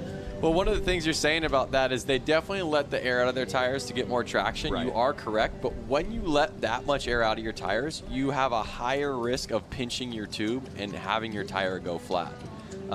So it doesn't help sometimes in situations like this if he hits a sharp edge, and he could have gone flat. I'm not sure. Yeah, the tire is nearly flat. I mean, there was barely any air in it. So as we move on to the next racer, number 60, I mean, his tire is not looking anywhere near Jason's. Yeah, Jason, we'll see how he does here. He definitely was not getting the traction unit at the front, but was that because of all the jumps and the moguls? And there you see Dan Dricken on the front side, the 60 plate. And if you're just joining us, thank you so much for watching. It's the Harley Hill Climb as part of the Harley-Davidson 115th anniversary celebration coming to you from Little Switzerland Ski Resort. Just about 30-minute drive from downtown Milwaukee.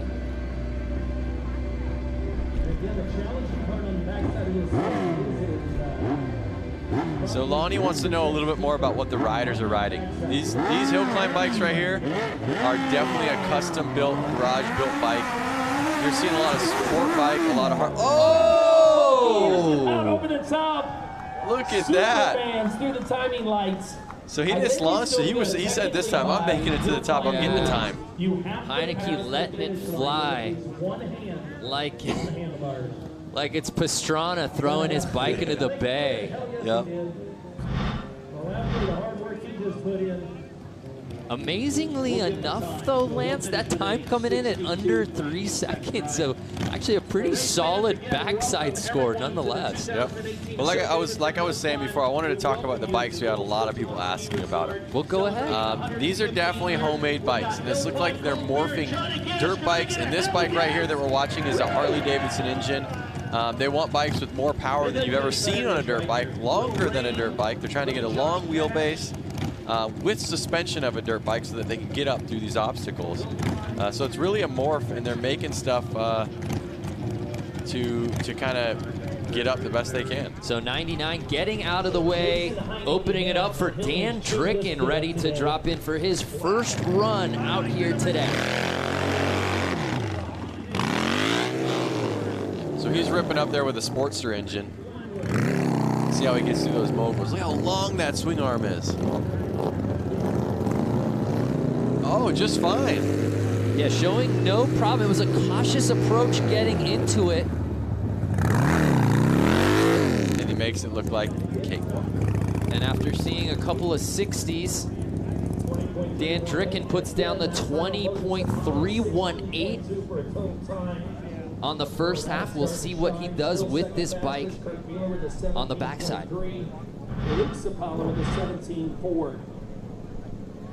Watch him through the moguls. He's very cautious. It's getting slippery out there. But at the end of the day, this time is going to be a lot better than some of the riders that don't make it. But Lance, let me ask you this, and also Diana, please feel free to chime in. Now I feel like some of these guys are really, who are going in later at the back end of this field, are at a disadvantage versus, say, Logan Sapala, who got in, especially before the heavy rain started coming down. Correct. That is definitely right. I mean, just me standing out here, as I take a few steps before, I had plenty of traction with the grass. Now everything is just sliding. And the course is going to be the same exact way, especially with all the lines running through it. Really, Logan has a complete advantage here, as well as Luke, because they ran in the class before. They already have a complete feel of what it's like.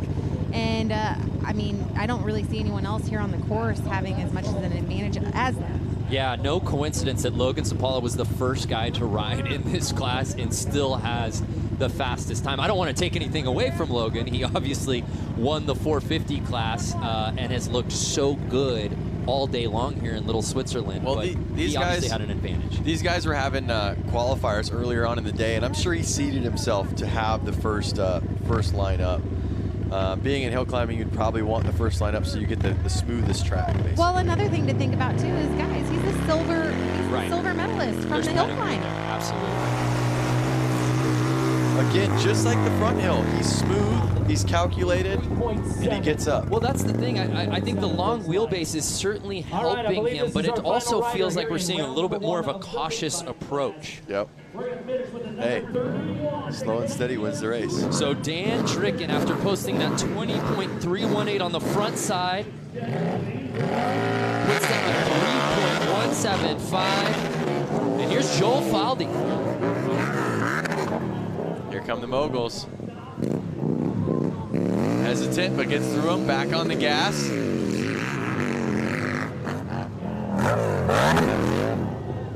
Nice.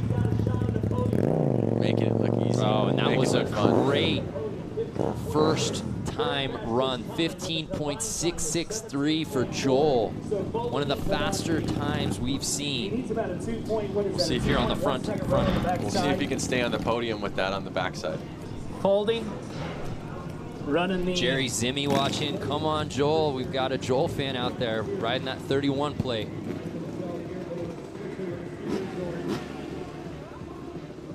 You saw that bike often just inching that front wheel off the ground with how much power it had.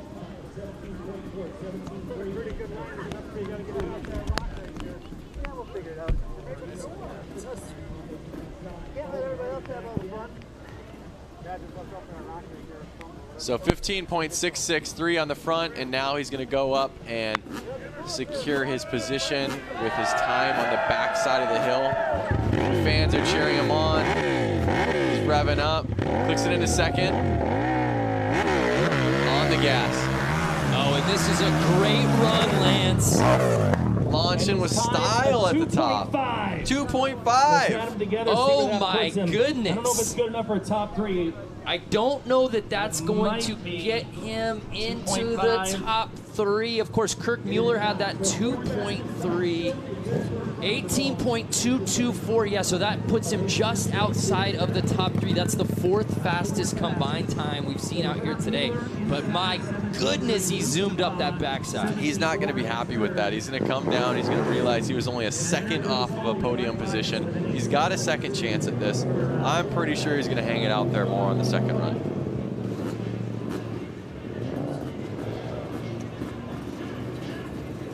So we switched over to the 250 Pro class. As you can see, that's a 250 dirt bike right there. And this is Logan Peterson going in for the first run.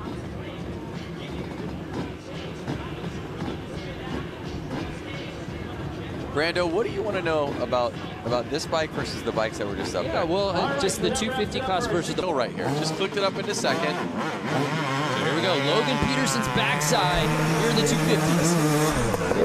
Nice. That's going to be pretty cool. Stick around for that. He made that look easy. Yeah, he really did. Coming in at just under 3 seconds, a 2.97. See, so you can see their times aren't much different than the open class. You did see him trying to clutch it quite a bit to get off that start, to keep that second gear momentum, to get it up and going up the hill. But again, he didn't have a problem, and he made it, almost look easier than some of those open bike classes. Seeing the comments coming in, keep them rolling. Dan, let's see the big boys again. I'm curious how many out there watching here ride 250 versus 450. We want to hear you. Or do you ride a street bike with 1200 cc's? So here's Mount Altafish, who looked so good earlier today. So good. In the Pro Opens. You don't hear this sound too often anymore.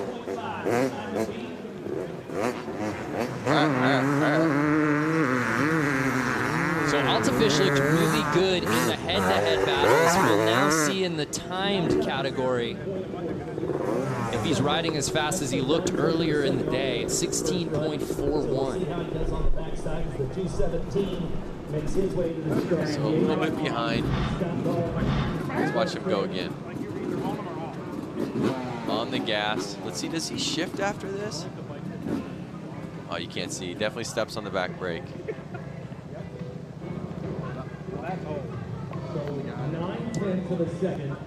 So almost a second slower than what we saw out of Peterson's front end run. Let's see if he can make up ground here on the back course.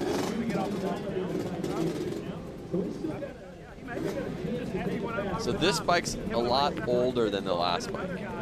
I think, again, this has a long swing arm.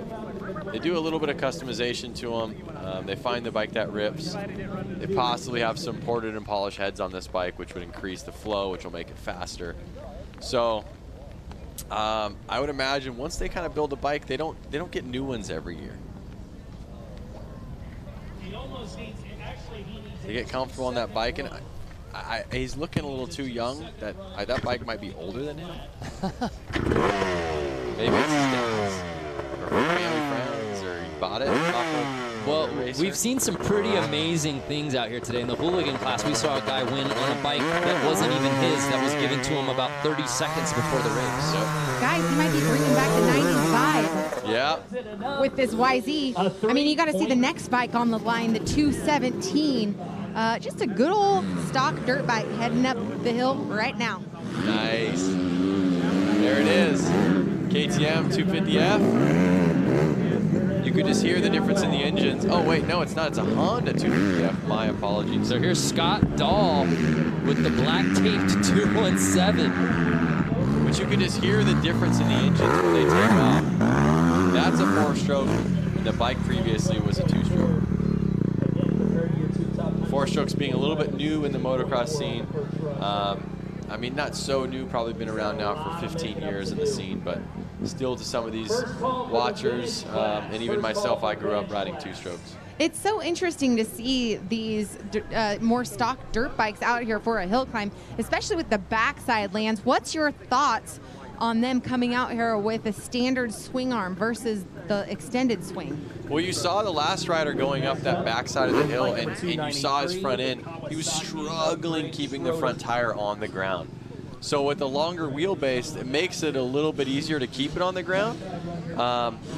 But with the stock swing arm, they're going to struggle. And if I'm correct, is that Honda that just went up, it has a stock swing arm, right? Correct, and the one that's on the line for the next race. Yeah, so we're going to see something change right now. We'll see if he can even make it up. Because a lot of the guys during practice weren't able to make it up with the stock swing arm. But obviously he's going to give it a go. He could be the exception. It's the 115th anniversary of Harley-Davidson. Thank you all for tuning in from all over the world. You're tuning into the hill climb at Little Switzerland. The guys are nice and cozy in the booth, and I'm out here in the rain taking heavies and watching the standard dirt bikes just not struggle. Yeah, Diana, it's actually, you say we're nice and cozy. It's actually a little too warm in here. But you just saw... open a window, maybe. Lance, stop breathing. Not to change the subject, but you just saw him make it up the hill on a stock 250F. Amazing. But he had to jump off his bike, side saddle, and push it over the last couple feet to get to the top. So here's Greg Schroeder. Again, as like Diana said, on a stock bike. On the 293. It should be noted, Scott Dahl, although he did make it up, he went out of bounds. So for that, he gets an automatic 60. That's going to hurt your time. But what's 293 got here? Oh, Greg struggling a little bit through the mogul. Stalled it. Oh, he stalls. Can he beat the 60 seconds? Through. Can he beat the 60 seconds? It's always better to beat the time of not making it. Yeah, if you're just joining us, if you can't make it up the top, you get an automatic 60, and it looks like Schroeder will be able to at least, I don't know, I think he's going to avoid it. I think they shut his tire off. I think he might have maybe went outside, or I'm not sure what that Yeah, we'll is. have to get a ruling on that. Is Kawasaki, sponsored by Heineke Auto, Mike's Motor. Scoring's got a quick trigger there. I'm going to give him a 30. I'm going to give him a 44.19. As you see the overview of Little Switzerland here, the rain keeps pouring down. The course becomes more slippery as each minute passes.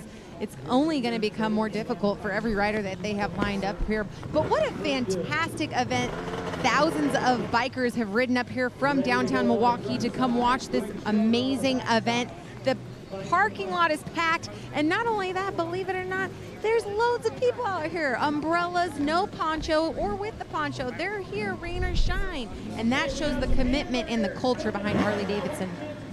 Diana, I don't know if you could see it, but we're showing shots of the grill going. If you wouldn't mind just maybe walking over there and grabbing us a couple burgers. I really need a cheeseburger. Find us at the booth. 41 seconds. So Schroeder was technically 41 up, but he got the 60 regardless. And now he's just, oh my goodness, that could have been really bad, Lance. Bike is gone. He gets caught in the weeds, and thank God he jumped off that bike before it was tree browned. What's it going to take to find it now? I'd love to see a replay on that. You saw? I'm sorry, Greg. Just leave the bike. You're not going to find the bike out there. It's full of poison oak. Just save yourself, Greg. A crane is going to be needed to pull that bike out of the forest. Play it where it lies. That's what I say. Not only that, but he's on a Kawasaki, which is green, so that thing's just perfectly hidden. Front side taking off. So we move on. Andy Henneke, number 430. Through the moguls. Looking smooth. Oh, foot down. Another two-stroke ripping up the hill. If you could smell the premix right now like we can, you would be wanting to be here on a two-stroke like these riders. 20 seconds there for Andy, 20.14. And it looks like Greg has located his bike. That was wild. I mean, he went out of bounds immediately on that back end, so he gets the 60-second. And the fans, I don't know if you can hear it in the on the broadcast, but they're going crazy because they did find the bike. Diana, it sounds like the roar of the crowd with Greg Schroeder finding his bike there in the woods. Yes, that's right. As soon as he got put up on the big screen, the crowd just started roaring for him. He was able to fish the bike out. So, hey, I mean, I give it up to the guy for bringing a stock motorcycle out here to try this hill climb out. Hopefully that was his bike and not his friend's. His friend's going, why'd you launch my bike into the side of the mountain? So we move our attention back to Andy Heineke in the 430. He posted a 20.14 on the front end. So I got a question on here on Facebook Live. Jason Hale going, where's the Harleys? We had Harley hooligans ripping up the mountain earlier today. Then we had the open class with Harley-Davidsons ripping up the mountain. Now we're on to the 250 class. So in the 250 class, we're seeing a lot of two-strokes and four-stroke dirt biking guys. So here's Helnick's back end run, and he lands. I don't know if they're going to count that. Looks like he went out of bounds. I think he stayed in. I think it was from that angle. He made it. I mean, I'd give him a time. He didn't go that far out if he did. Let's see this again. Watch. Let's see if he actually goes out. He's still in. I mean, he goes out. What do you call that? But he still But he came back in. He didn't go out on one of the red sticks. So is that the thing? All the way out, and he came back in. He did bring it back around, so they will count it. And he hit the stake. I'm going to give it to him. Trevor Aspinwall asking, are the hooligans over? Yeah, that's actually what kicked off our broadcast, was the Harley hooligans earlier today. Jason Walker wants to see a Dyna. Jason, you could come here and sign up. Bring your Dyna out. Let's see it rip. So here's Nathan Preeb, the 94 bike.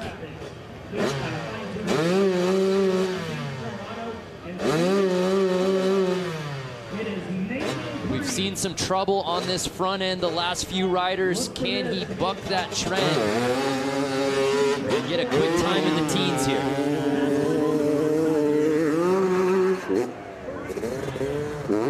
Committed.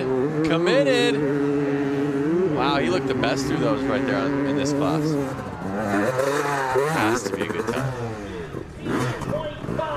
Yeah, that's coming in at a 15.58. And what is that compared to the others, Brando? Yeah, it puts him right in the mix. Logan Peterson with that 15.52. So right now, Nathan Preeb, I believe, has the second fastest front time. That's splitting hairs right there.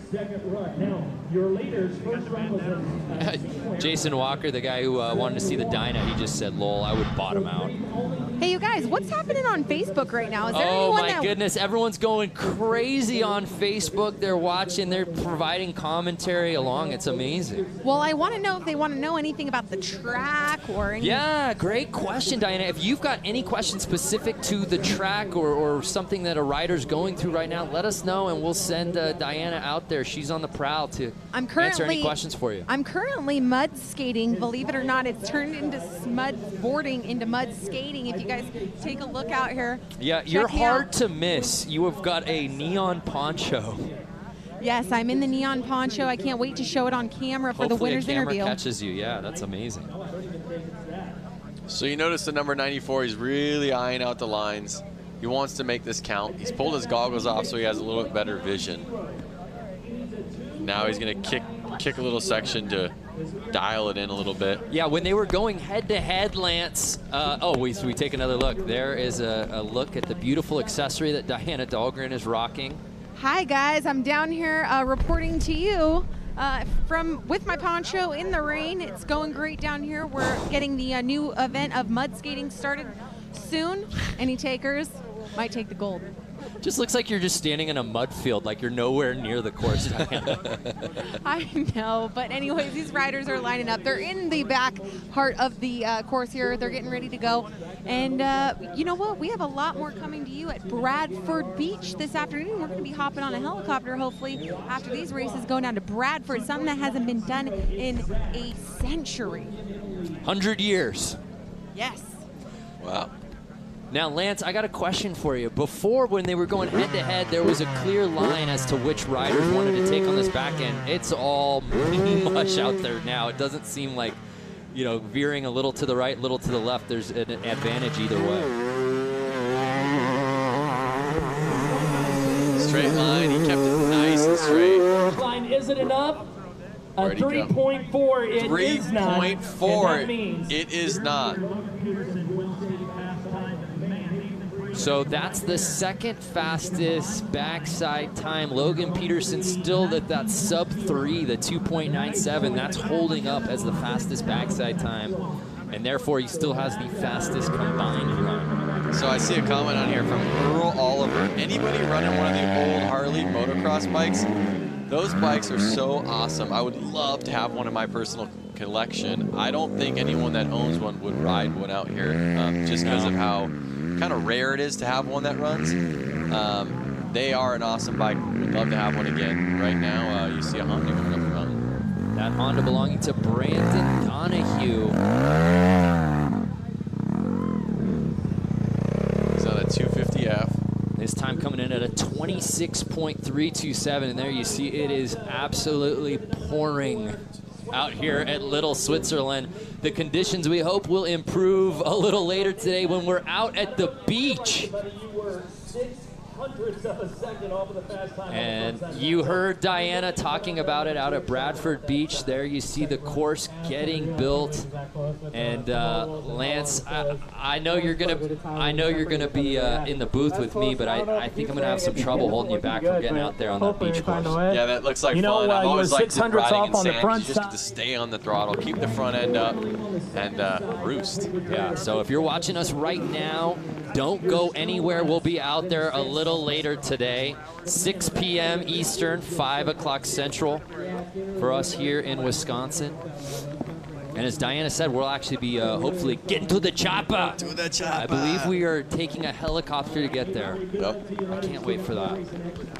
Well, because we weren't granted Harleys. Everyone in the parking lot on Harleys will just rip there. Yeah. But given the conditions, I think I would prefer the helicopter. Call me crazy. Funny. Call me crazy because I actually would like to be maybe on a full dresser with a full face helmet, and I would rip down to the beach on a Harley right now. I think we can find you one, Diana. I don't think there would be any shortage of volunteers out there to lend you a bike. The only problem is that I think I would be late for our first hit, so I actually can't do it. You can get anywhere in Milwaukee on a bike though this week, so I actually might have an advantage on your helicopter. Your bike is your credential out here this weekend. So I'm getting tons of comments on Facebook Live right now. Clinton Thompson, Diana's hot. Rick Hartman, let's go back to Diana. John Hill, I want to see Diana slide down the hill. So I think everyone's kind of liking when they get to see Diana. So we're going to try to bring it back down to you as much as we can to give the viewers, any other viewers out there that are stoked to see Diana, let us know that you love her. I just saw a great comment that I think maybe we should end the day with out here. Michael Bruss, when's the mud wrestling start? Whoa! I mean, any takers? I'll try to throw down in this mud. I think Clinton Thompson was mud wrestling. Oh, Diana, you're volunteering to mud wrestle. Yeah. Okay. Oh, I thought that was for me, with me. I just accidentally volunteered myself. Sorry about that. But anyways, you guys, I don't know if you've seen it here in the past 5 seconds, but the rain is just all of a sudden picked up. It is pouring out here. Well, we're watching the riders right now on the screen trying to get down to the backside of the mountain, and they're taking support just to get down there. Yeah, I mean, the mud condition is just, I mean, you might as well just take paint and paint it with it because it's just so smooth. I mean, I'm having to watch every step I take so I don't embarrass myself in front of thousands of spectators here. Here's Brandon Donahue. Oh, no!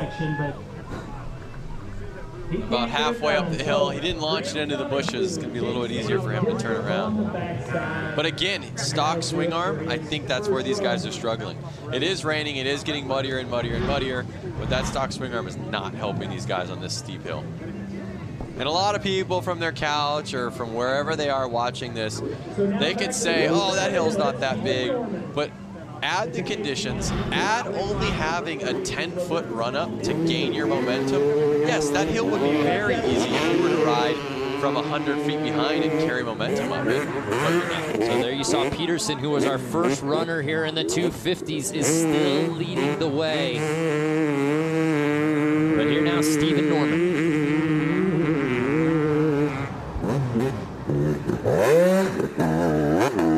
Stephen Norman's going to go back there with an extended swing arm, and let's see if what I was just saying is going to kind of help him get up that hill. He's eyeing it out right now. All right, so here he is. He's heading back. Like I said, let's see if that extended swing arm gives him an advantage over the riders with the stock swing arm. There he goes, riding up. Oh, feet off the pegs. Getting to the moguls. Feet off the pegs again. Every time I see a foot off the peg, I'm just thinking it's slowing him down. Norman had to check up at kind of had to check up a little bit at the mogul section to you know, regain control. I mean, at this point, down here at the front side of the course, in the starting ruts, there's just no traction.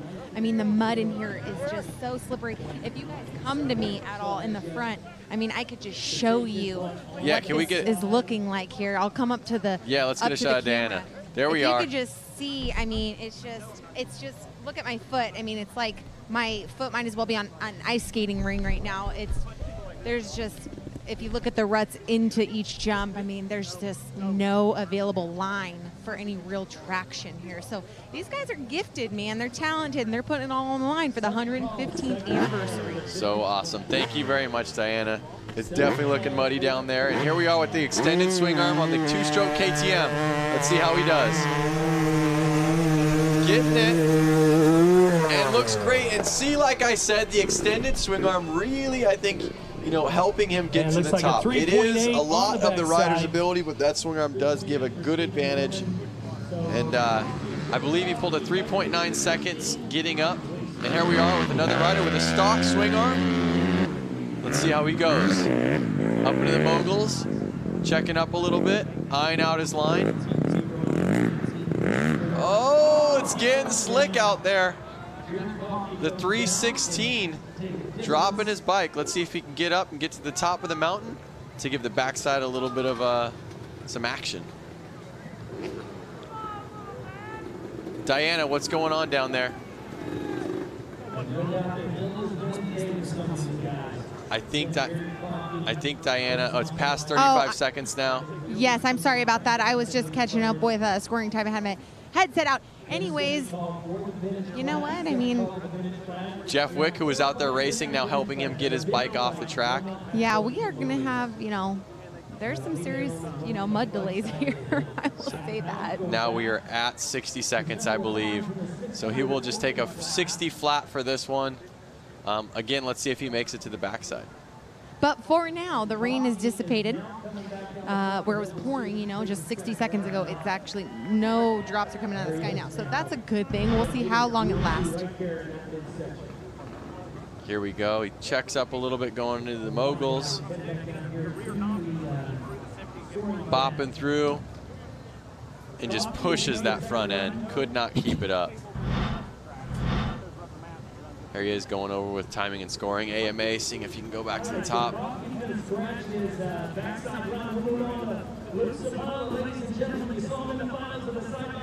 So that backside run will be a 60 and a 60. And look who it is, Luke Sapala. Sapala riding today for West End, Harley-Davidson out of Ellsworth, Wisconsin. Luke, of course, lost to brother Logan earlier today, trying to get a little vengeance. Maybe he let him win. 18.4, a 19.0, and a 19.9. We got the thumbs up for Luke. So check out these chairlifts. The chairlifts are running. I've seen some people going up, getting their phones out and able to film the run side by side. Here he goes. Let's see how he does in the moguls. He's been doing great all day. Oh, like they weren't even there. Come on, Luke. Like they weren't even there. Hurt feelings right there. Wow. So he's got an extended swing arm as well. This is his second run, or is this his first run? I believe that's Luke's first run. We've just seen so much of Luke doing well all day that I'm like, wait a second. So 15.801 on the front end for Luke Sapala.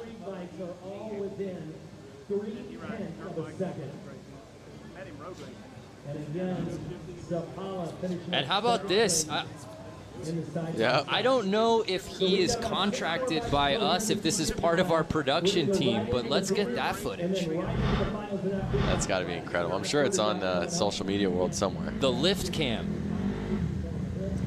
So Luke Sapala, after a very strong front run, let's see what he's got here on the back end. Jerry Simi, Luke Sapala got game.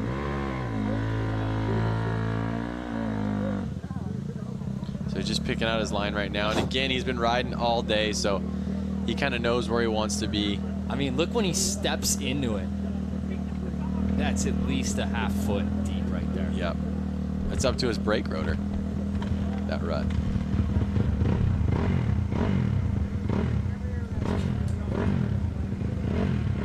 Robertson, will he make it? I'm thinking he'll make it.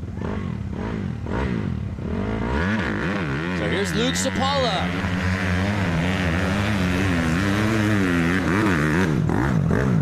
Trying to do the math to see what he needs on the backside run. What's he turn in? Is it enough? A 4.04, unfortunately for Luke. While he does get up there, that's not going to compete, I believe, with the top 3 times thus far. And we thank you for joining us here at our Harley-Davidson hill climb from Little Switzerland Ski Resort out here in Slinger, Wisconsin. Beautiful shot from our drone overlooking this little ski hill that we've turned into the Harley Hill Climb here in 2018. These guys on Facebook Live are just teasing us. Phil's wanting burgers, Kyle's wanting burgers. I know me and Brandon are wanting burgers. Yeah, I actually left the booth for about a minute to just go grab one. They weren't even done. I just was so hungry. Number 11 ripping through the moguls pretty well. And if we'll see that time coming in at 17.648. And Lance, this may be my favorite rider of the day based solely on his name. This is Bodie O'Neill. I like that. I was thinking you were going to say his name was Brando Graham. No, Bodie. From my favorite film of all time. What is that? The Oscar Award winner for greatest film of all time. What is Point that? Break. Oh. Bodie and Johnny Utah. Now, if Johnny Utah is competing next, something's going to be up.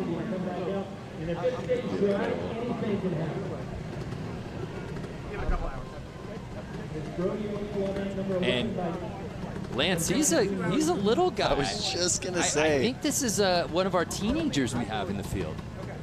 I was just gonna say the frickin' bike is as tall as his shoulders. But Bodie showed no problem with that front side, 17.648 here in the 250 class. If Bodie can put it together here on the backside, he's going to be making some noise on that leaderboard. Yes, he will. Jerry Zimmy telling us he's 14 years old. Whoa. Oh. That's how greasy it is out there. He tried to put his foot down and kick over to get on the bike, and just no traction with his feet. So we'll see how he does, being so light on the bike, getting up this vertical hill. Yeah. Is it going to help him in the way of you know, being lighter on the bike, or is he not going to be able to keep that front end up? What do you think? I mean, my sense is that puts him at a bit of a disadvantage. I'm going to vote disadvantage because he's not going to be able to keep the front end. Keep the weight down on the front end. We'll see. I mean, he let it rip on the front side, so.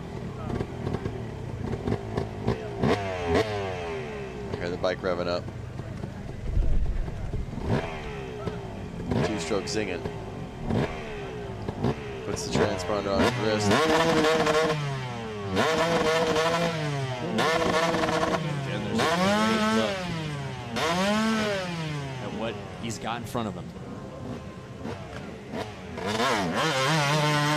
Takes off. Swirling up it. But he makes it. Number 11. Backside run. And that time comes in at a 3.476. So not enough to necessarily crash those top spots, but a really strong showing from the 14-year-old.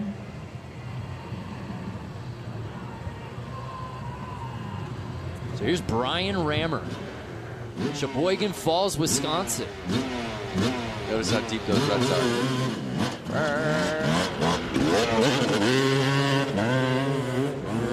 Bike's running a little rich, blowing that blue smoke out the back. Checking up on those moguls a little bit. Oh, into the crowd. Oh! Just like some old school hill climbing videos you see. Yeah, you stand on the sideline, you're gonna get yourself a souvenir.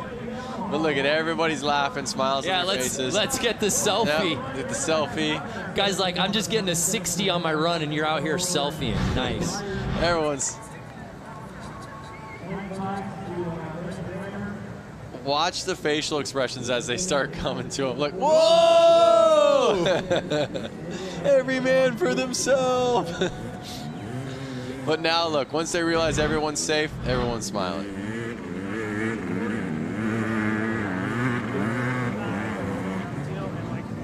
All right, so he's going up to do the back. So with that, Brian Rammer gets an automatic 60 on the front side.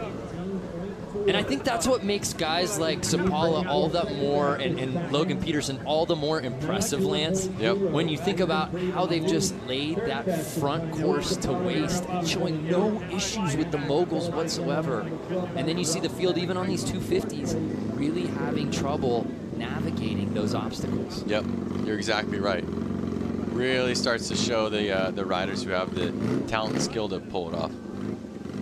So Logan Peterson still leading the way with that 18.49. No one else able to get that sub 19 seconds so far. Will that change with 5 more riders still yet to run? Again, I'm getting a lot of guys on Facebook Live. They're probably just tuning in. The Harley-Davidson hooligans ran. They were all on Harley-Davidsons. And then we had the open class where that was a variety of high CC bikes, and there was a lot of Harley engines on those. This is the 250cc class, so you're going to get a lot of 250cc 2-strokes and 250F 4-strokes. Here we have a 250cc 2-stroke going off with the extended swing arm. Let's see if he can pull it. Ooh, looks like he's going to need a little bit more tire. No. Look at it dig a hole. And it's a slow fall. Just midway through. For a second, but he just digs in midsection of the hill. So Robert's asking, is that the guy that went into the bystanders? That is the guy. Nobody was injured in that. And man, he did make it. And he didn't make it up that hill. So looks like he's going to need some help getting back around to the other side of the mountain.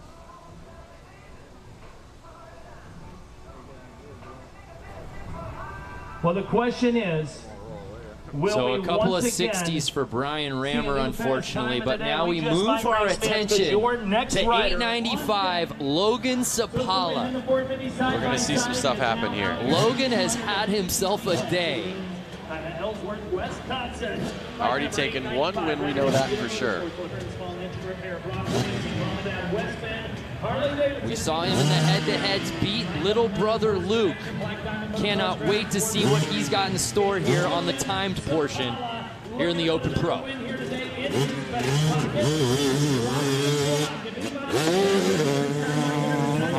he comes, second jump, launching it. Let's see how he goes to the moguls. Little checkup, but wheelies through it, just like it wasn't there. A couple bumps and he's gone. Just a walk in the park for Logan Sapala. How's his time? I think that may be the fastest front end time we've seen here in the class. Yes, just over 15 seconds. Wow. Incredible. Let's watch that again. Logan Sapala has just been on another level all day, Lance. Look at this, man. He wants to get another medal. One's not enough. You see him get through those moguls, he just wheel taps. Just right back through. See, he doesn't even set the front end down till he's through them. You know, after he won the previous class, Diana spoke with him, and it seemed he was so zoned in, very focused, had his game day. Yep. And I think it was because he was waiting for this thing, like, hey, let's keep it going. My day's not done. Yeah, he's like, I'm not getting too stoked right now. I still got more to win. He's showing no problem, got in a position right away here for this backside. Logan Sapala.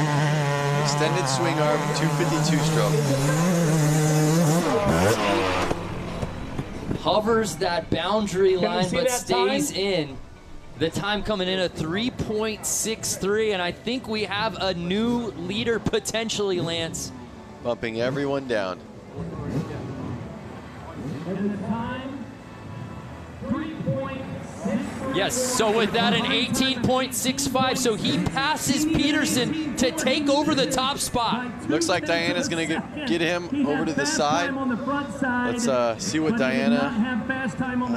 Oh. Yeah, Diana will get him situated, but we've still got another rider to drop in a few. Another two-stroke, 252 stroke. Here's Tony Stockhouse. Extended swing arm. He's looking relaxed. Checks up a little bit in the moguls. Oh. I don't think this is going to be enough to get him on the leaderboard.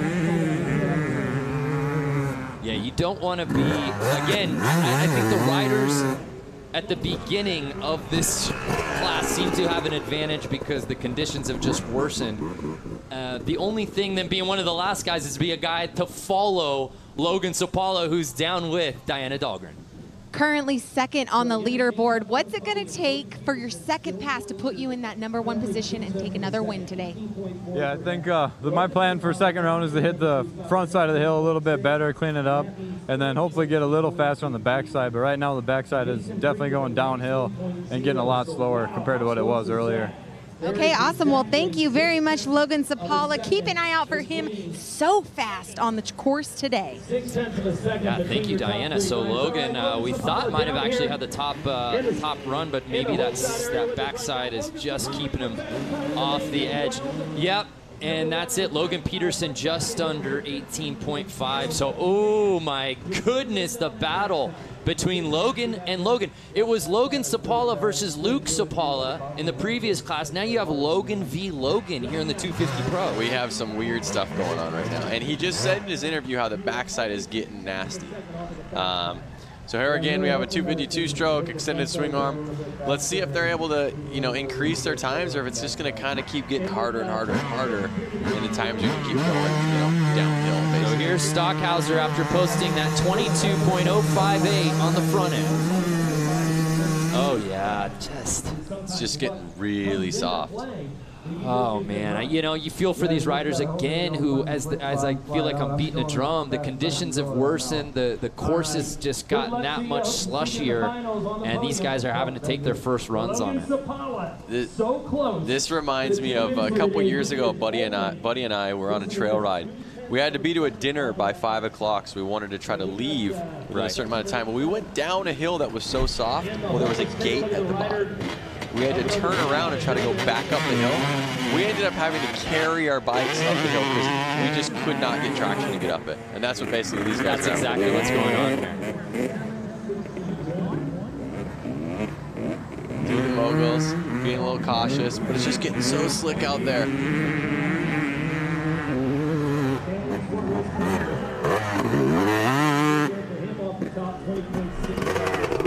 Again, it's a feat just making it to the top. You've seen the riders that haven't been able to make it. And so, you know, we're looking at this going, oh, it's a little bit slower time, but he made it. Yeah, Paul putting in that 20.67, but he got to the top. When you're seeing guys left and right having to put up 60s because they can't even get up there, this feels like an accomplishment in and of itself, but it makes it all the more impressive when you see what a Logan Sapala does, just a shade over 15 seconds on this front side.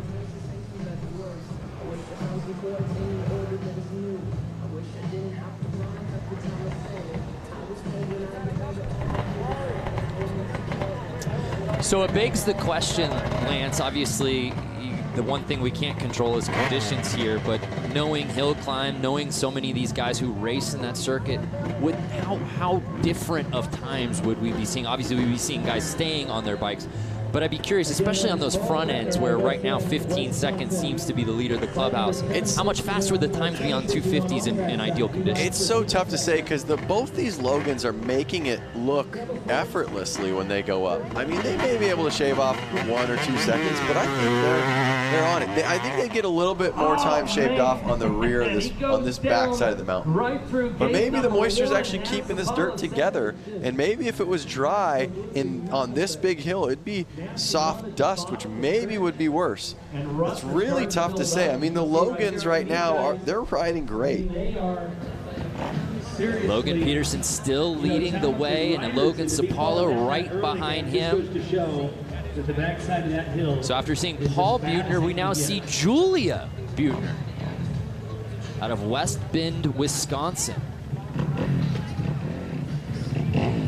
Sounds like she's on a 250F. Extended swing arm.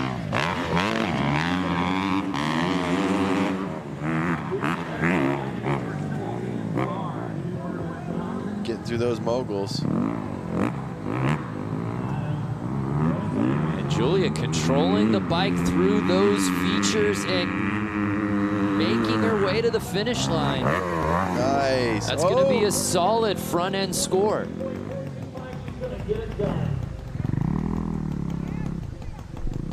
You see Jay Hannibal, new to this. Do they use special sand rail tires for these bikes? Jay asks.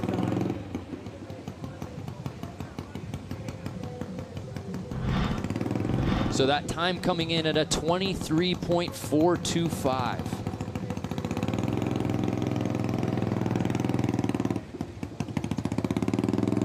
I can hear an exhaust in my ear right now that sounds like it's got no muffler.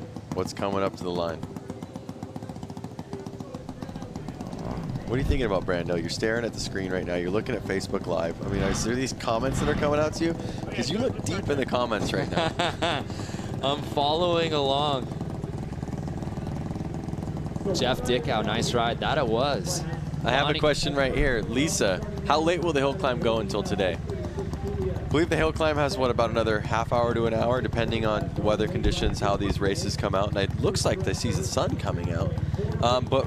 But don't lie to me, Lance. It looks like sun. Let me look out the window to make sure. Yeah, poking its head out.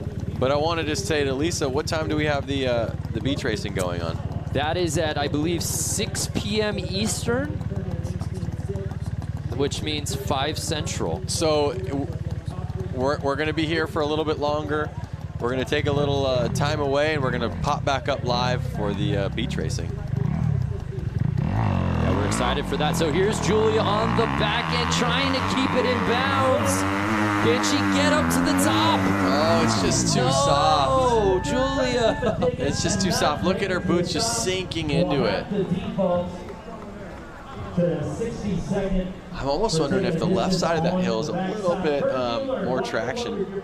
Everyone going on the right seems to get sunk a little bit. So if you're keeping score at home, that's 3 straight 60-second back-end times. Here's Kurt Mueller. Rounds out our group of 17 here in the 250 class. Great drone shot. Parts are flying off the bike.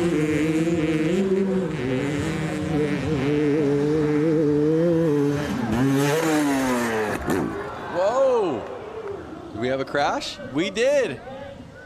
Little Larry loop out. So Kirk Mueller, after he crossed the finish line, lays the bike down, but put a 17.42 as we take another look. We saw it from up high. Here it is from down low. Oh, yard sale losing parts. Oh, a little mischief maybe. Woo! Kirk.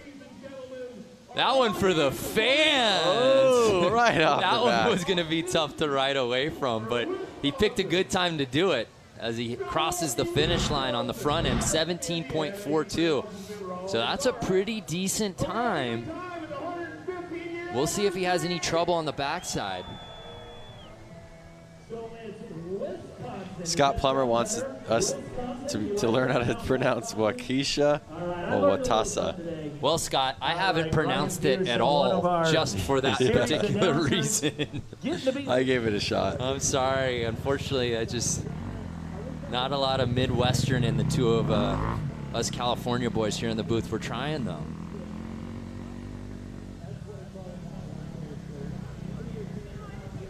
So Kirk Mueller, after absolutely sending it on the front side, will try to make some noise and gain some ground on the back end. Well, again, he did get a decent time, so it'd be smart of him to finish it off and do it right. On Facebook with Harley-Davidson. So as he comes around for the back end part of the course, we just want to thank you all for watching right now. Don't go anywhere. Here it's the Harley-Davidson 115th anniversary celebration.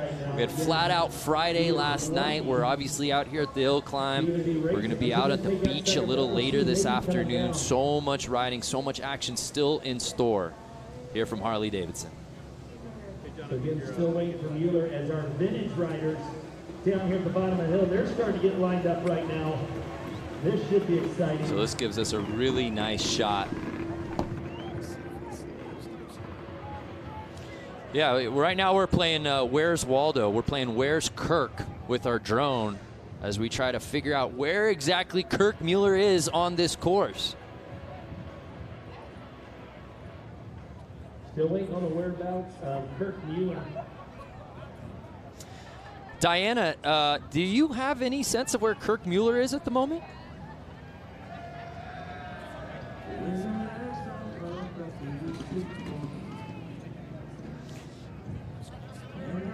Oh, Kirk Mueller will not be taking the back end run, so he will take that automatic 60. And with that, our 17 riders have officially placed here in the 250 Pro, and it's Logan Peterson with that 18.492 ahead of Logan Sapala and Nathan Prieb, rounding out the top three. So congratulations to Logan Peterson. We've still got great categories still to come, and we want to hear those comments on Facebook. Keep them coming. If you've got questions for Lance, if you've got questions for Diana, who's out on the course, let us hear it. We'll try to get to it. We now move on to our next class. This one's a fun one. We've been looking forward to it. The vintage class. Diana, are you down there? Yes, I am. I'm down here by the vintage bikes. Man, you guys got to see these truly are vintage. We're going to see how these things hold up after what we've seen with some of the more non-vintage bikes. But yeah, these guys are putting it all out there and like team effort right now. Yeah, this is awesome. Now, in this class, they will only be going up the front side of this course, correct, Diana? Correct, and there's only 4 racers in this class, so it's going to go fairly quickly. From what I can hear, it sounds like something is started, but they're getting their electric pump or their electric starter over here to get this maybe another portion of the motor started. Lance, do you have any color on that? All right, so vintage Yeah, so Lance, it looks like they're having to get this thing restarted. But the funny thing is it's already on. The engine's already started. So what's going on then? So that's why I'm not understanding. But you know what? I'll try to get some details. So, yeah, while Diana tries to fish for that, again, only 4 riders in this class. Okay. Each of them getting 2 attempts here. We're only counting that run 1, excuse me, that the front end of the course. And it's been, oh no, right out the gate. That's what those ruts are going to do to these guys right here. And if you don't stay in the rut and your weight isn't distributed right, I just hate it. But you can see Nathan kind of just obviously bummed out. Wait a second. Look, his chain's off his wheel. Oh, you're right. That Look could at have that been on the what back it was. end. That's what's going on here on the 500. He thought the power was to the wheel, so he put his weight into it, and there was no power going, so he just kind of fell over.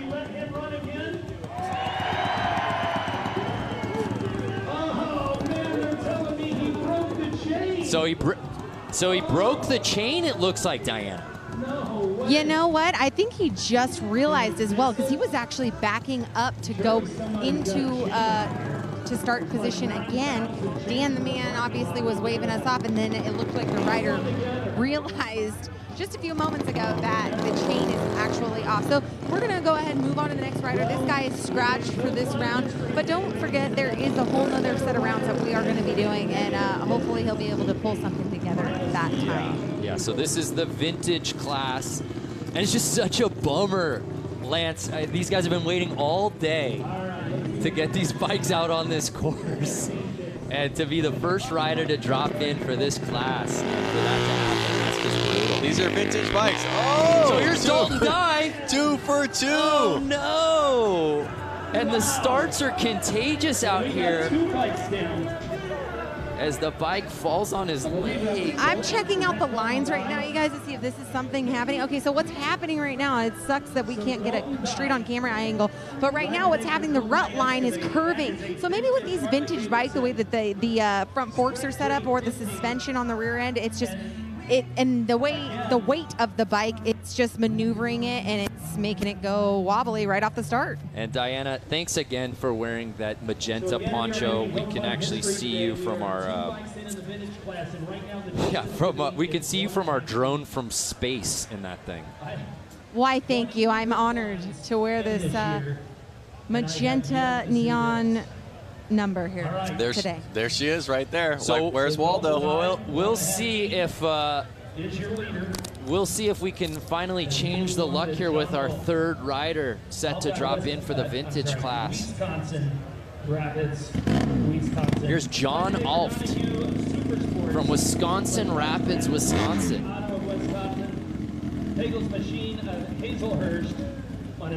Can we get a full pull on our 3rd attempt here in the vintage class? There's only 4 riders, fellas. I'm crossing my fingers. There we go. There we go. Sounded like that bike was struggling when it wasn't wide open. Oh! There we go. So now we're going off a distance. It's distance now. It's no longer a timed contest. Who can go the furthest up in their vintage bike? You could hear that bike was kind of struggling with its jetting until it was wide open. Look at this. And you could just see him slipping the whole way. I'm curious, anyone watching from home right now on Facebook, anyone got an old vintage bike that they would want to take up here and add to our 4-man field? I do. What do you have, Diana? I mean, I could alter a 98 Softail Custom. That's not too I mean, it's vintage for my day. It's not vintage in the world. Why? When were you born? Large. 1990. Just a young buck. Yes, we are young bucks, Lance. Sorry, Brando. Anyway, so this man made it up to the 3rd set of poles. And guess what? They're going to let number 500 attempt again. And so it looks like he has 2 engine starts. That's what we saw at the first. A whole onset of power came on when he did a 2nd start. It's bizarre. I've never seen anything like that. So anyways, they're going to let him go again. His tires are completely mudded over, so he's not going to be getting nearly any traction that he needs. So Nathan Oldenburg will get a rerun here on his first attempt. Of course, the chain coming off right out the gate to start out this class. Let's see if he has better luck here as he gets another crack at this thing. And he's off. Can he make it further? Oh, oh, oh, oh. Oh, no! Again, I think these older bikes are just not jetted right for this temperature and this elevation. Hey. I mean, the reality is, Lance, we have already seen the 450 and 250 class, and half of those bikes had enough issues with this course. Yeah, I mean, it doesn't look good for these vintage bikes right now.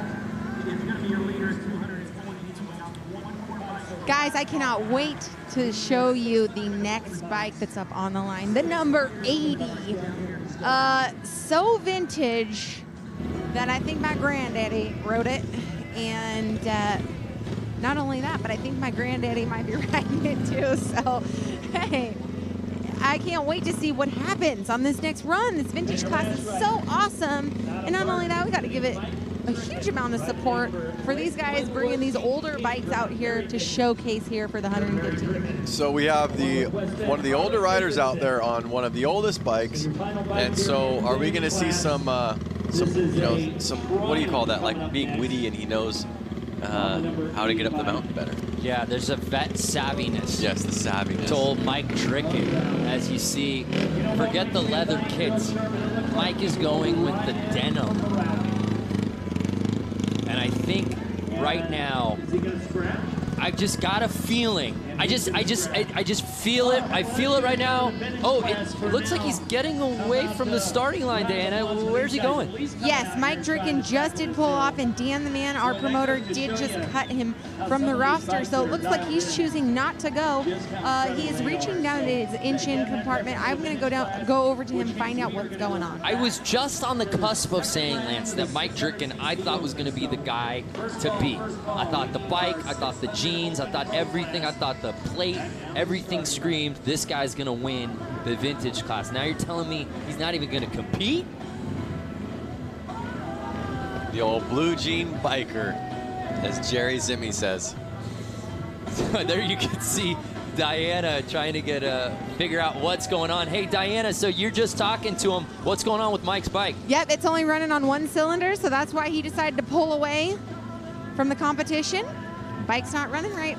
Yeah, that would be tough to do. So I don't know if he's going to be able to figure things out. But in a four-man field where we haven't seen a full pull and one pull out entirely, that's a tough showing for the vintage class. But again, the conditions have just been so brutal here today. Yeah, totally. I mean, these guys barely even want to take the bikes out of their garage to go hammer on them. And then conditions like this, they're like, I don't know if I'm going to ride.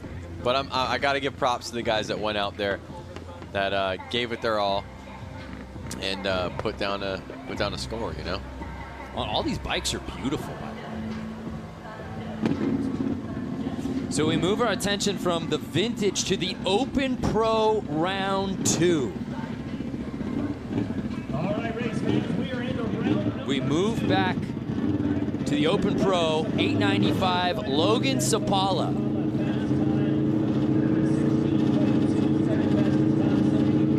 We saw put down that 16.28 on his combined run. What can he do here on his second attempt? Here in round number 2. On the gas. Camera can't even keep up. The moguls clean like they're not even there. Yes. Launching that jump. Logan Sapala doing what Logan Sapala does. 13.224. Woo! Wow, he stepped it up. Like I said, I think it's a little bit sunnier out. The rain stopped. they're going to start getting better traction, and we're going to start seeing the times go down just quite a little bit. Speed demon, man. Logan Sapala has looked so good all day long, and that might have been his best run of the day.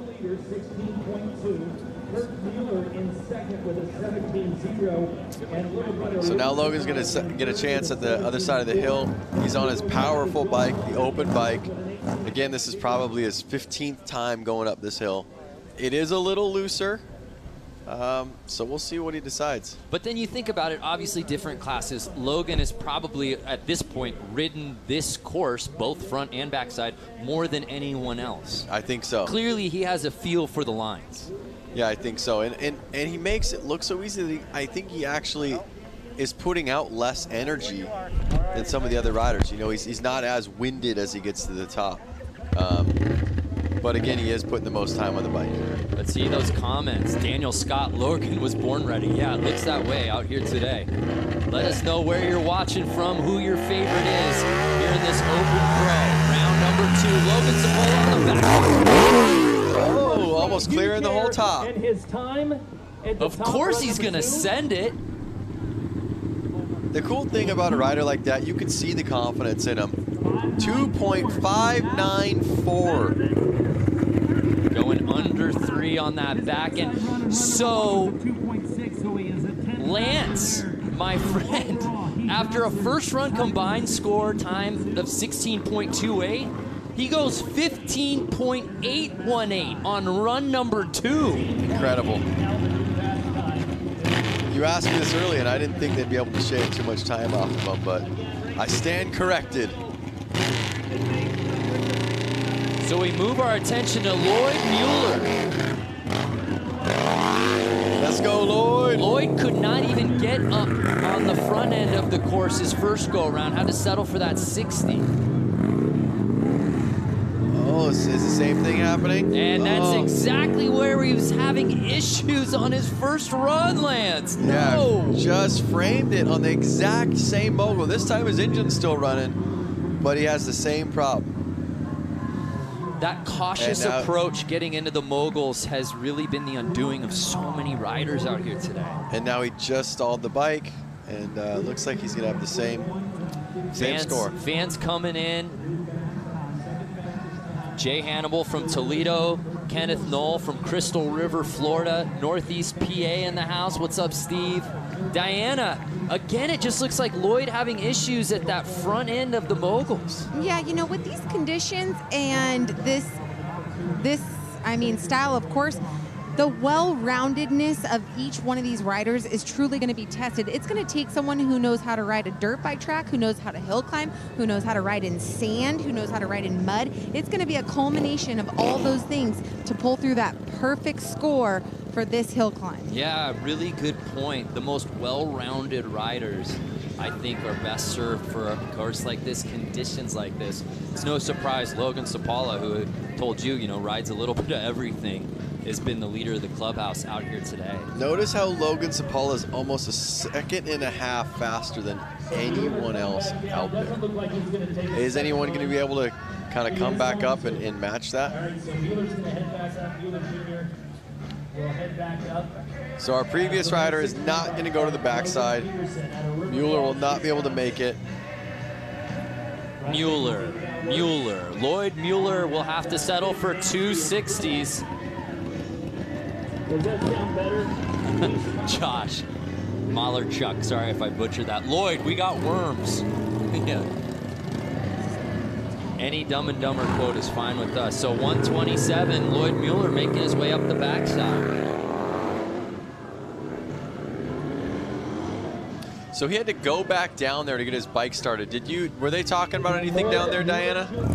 No, not that I caught on to, just that his bike had stalled, he needed to restart it. But, so much what happens that we see in dirt sports is that typically if someone pulls off track or isn't happy with a score or something like this, they immediately give up, they go off course, they don't want any more of it. It is so awesome to see the sportsmanship here, even if a guy gets caught in the mogul section, he's going to go down, he's going to get his bike started, he's going to go finish the last half, even though he knows he doesn't have a shot at placing here with this score. So that's pretty amazing to see that kind of sportsmanship displayed here today. Well, absolutely. There's such a great camaraderie here amongst all of these riders. Yeah, it's a contest and you want to win it outright, but man, these guys have been having fun all day long out here on this course. And now that the rain's kind of stopped, they want to ride. Yeah. Again, we're getting a lot of viewers from all over the globe. Dylan McAfee, let's get a shout out for T-Haas. What's up? Bonita Springs, Florida. Gerald Sunderman. Jason Walker, he likes turtles. I like turtles. We want to know where y'all are watching from. And if you got a bike, would you bring it out here in these conditions? Because even some of these competitors who haven't been able to finish, you at least got to give them props for putting it down and bringing their bike out here and giving it a shot. I personally don't have a bike that I'd want to bring out here and hammer down this, but I don't have any dirt bikes right now. Greg Rogers out of Portland, Oregon. Guys, maybe we should just bring a golf cart out here. Yeah, I think we should figure out any vehicle we can get our hands on. The three of us took an Uber here together. We should have convinced our driver to take his minivan, the lovely Town and Country, up this course. Why not do the Kiki challenge on the course? We were doing the Drake In My Feelings challenge. I think I won that. Kiki, do you love me? Do you want to? Can we transfer over to Diana and see her do the dance right now, please? Yeah, get a camera on her because she does do the challenge. Let me see if I can do it. Do you have a camera on me? I'll try. No, right now we're watching backside of the hill. Red Harley-Davidson ripping. And he made it. See, he wanted to complete that one, put a stamp on it, then he made it to the top. And I like that he did it. He's coming down to you, Diana. Diana, there we go. Let's Kiki it. Are you guys actually going to do it? Can you sing the song for me? Come on, yeah. Kiki, do you love me? Are you riding? Do you know the rest of the lyrics? I don't even know the rest of it.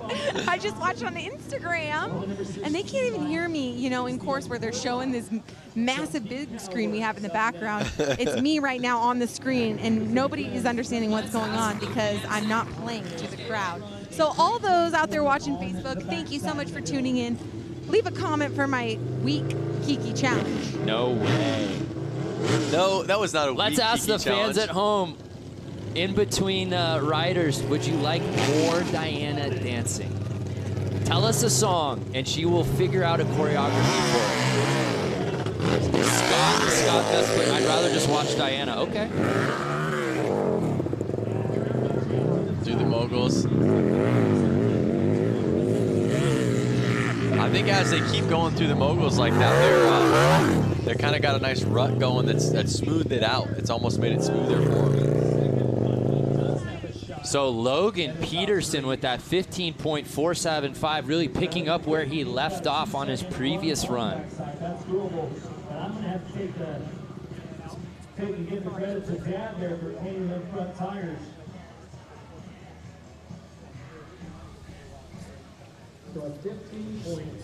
Yeah, they got to walk the bike down. It's just so greasy, muddy that if they did ride it, chances are they're going to drop Peterson is actually faster those bikes are so heavy with those long swing arms that it's just not like a normal motocross bike that's easy to handle in a situation like this.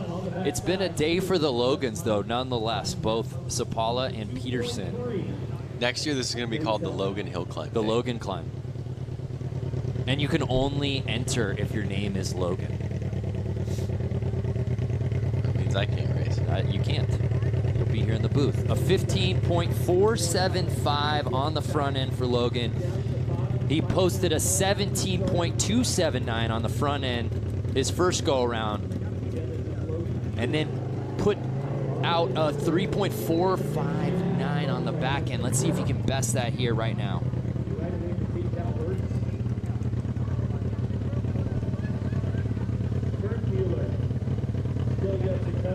Diana, we've got another request for you from Rick Adcock. Have Diana do the Carlton. So that's next on your list. So I'm looking at this bike and it says Aprilia on the side. So That would be a European sport bike engine that would be in that. Whoa, I Kawasaki think looking we're bike. sub 3 seconds on the back end there for Logan Peterson. Yep, 2.985, blistering up the hill. Logan Peterson, a 2.9 gives him an 18.4, and he Walking will away with miss an the podium. He will fall 18.4. That's a total score. Brando, where's that put him at? Overall, that puts him at 18.46. So that doesn't best Logan Sapala, who just, frankly, he on one today. He on one. But Logan Peterson, that might be good enough for second place.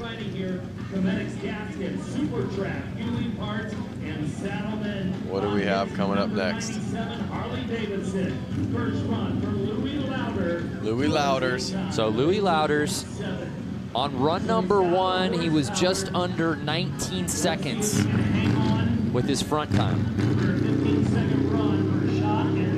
Harley-Davidson ripping up the mountain right now. Listen to that thing. What a shot. Getting into the moguls a little bit. Can he make it through? And he does not. Slowly laying it down. He's still up and running. He's going to get a time for it.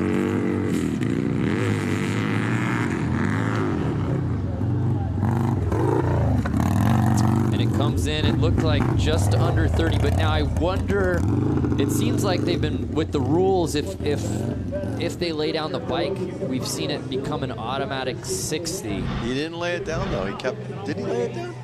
He did, huh? Are you even watching the contest? I am, Lance? but I've seen, you know, a lot of guys lay it down, but he kept it on.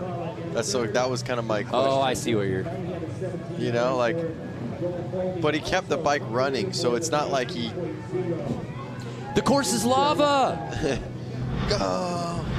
So, yeah, and it looks like official scoring, it is going to be a 60 for Louis. Really? That's a bummer. So already he'll still give it a go on the back end, but there's no way he'll certainly beat his first run time. That's not fair. You should be able to score.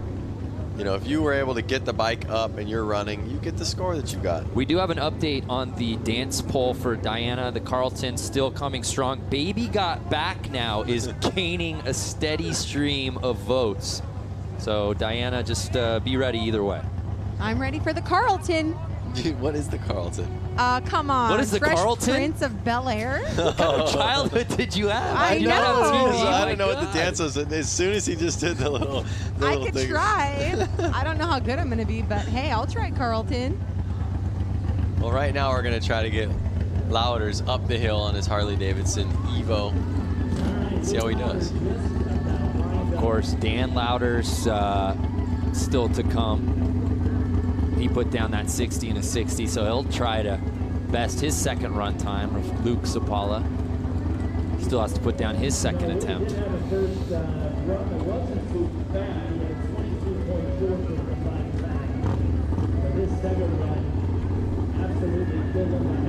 So can Louders put the first run disappointment behind him? Stay left, stay left. And put it together here on the back end. There he goes. Side run Nice. is a See, I'm saying the left line is definitely better.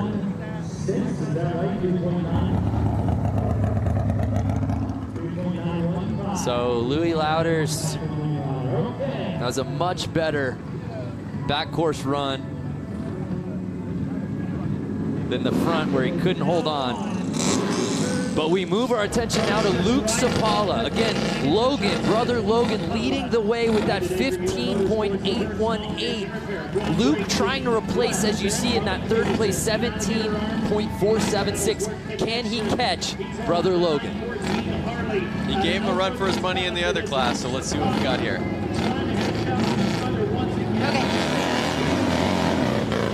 Let's go. Oh, a little bit of hesitation right there. No, he's not going to have it.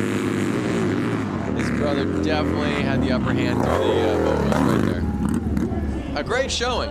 Yeah, about Very a good. second and a half slower than brother Logan. He's still under 15 seconds, which is the third fastest we've seen on the front end here on these second attempts, but not enough to trump his brother.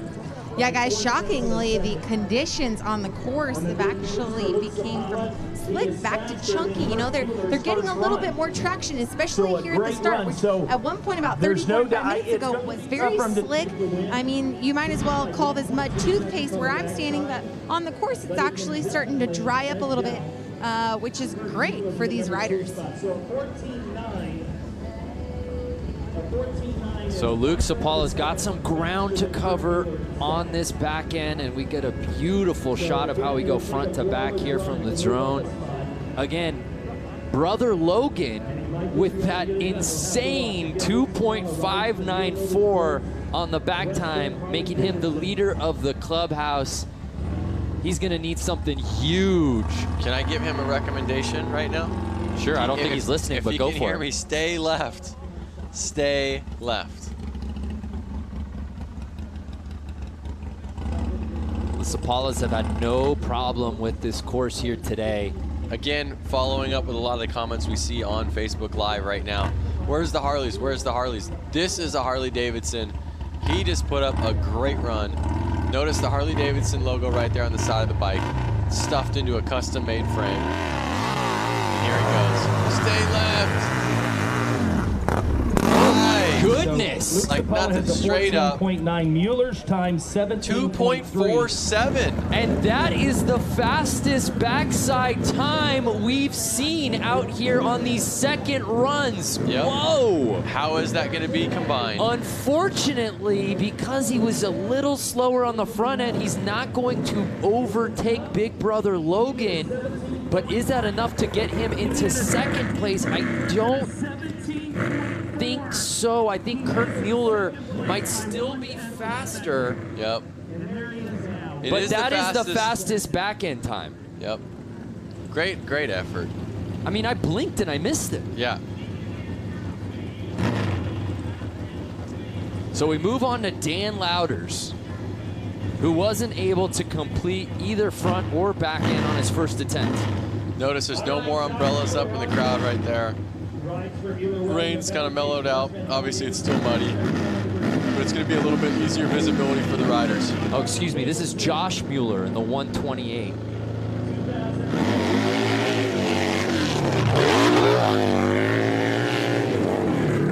Another Harley-Davidson. Not bad, not bad. A good attack to the moguls. Yep. There we go. Yeah. Whoa! 13.797. If he could pull off a quick backside.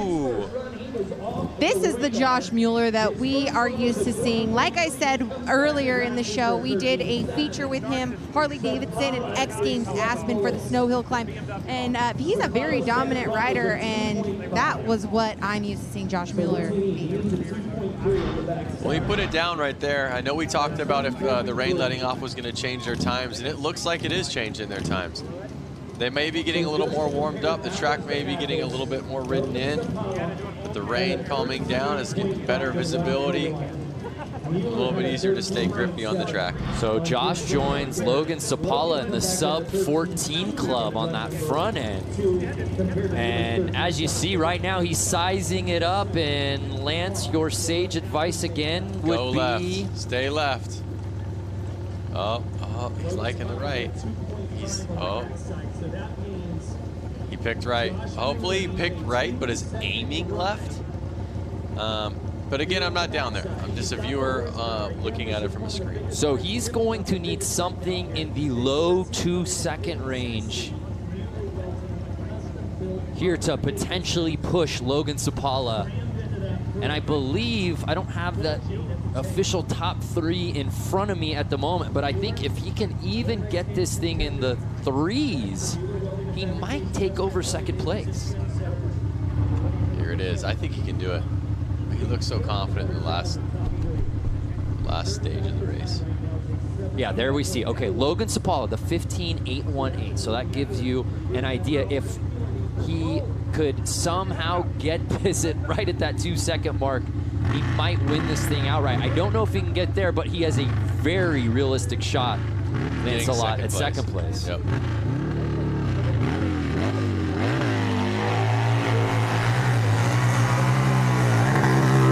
So see, he stayed left.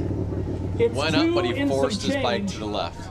2 and some change, 2.8. So a 2.8, so that's not enough to take over from Sapala, but that should be enough to get him into second place. Wow, what a second run for Josh Mueller.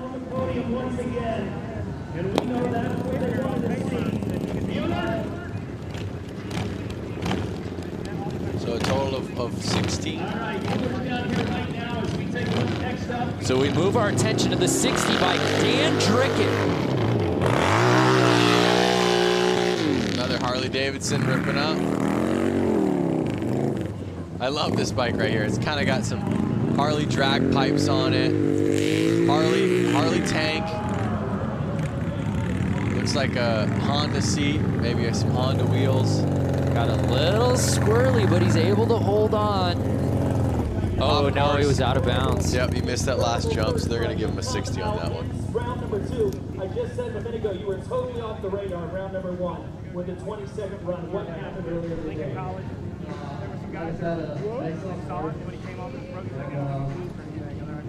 So Dan Dricken, unfortunately, is going to have to settle for a 60. Was hoping to see him best his run 1 time of 20.318. Not going to be the case out here today. So this back end was really going to be just for him, for pride, for the fans out here. Yep. And just, you know, if he beats one of his buddies on at least the back time score, he can bragging on rights him, you know? Yeah. Some people wondered if this was a no flex zone. That's not the case. No, this is not the case here.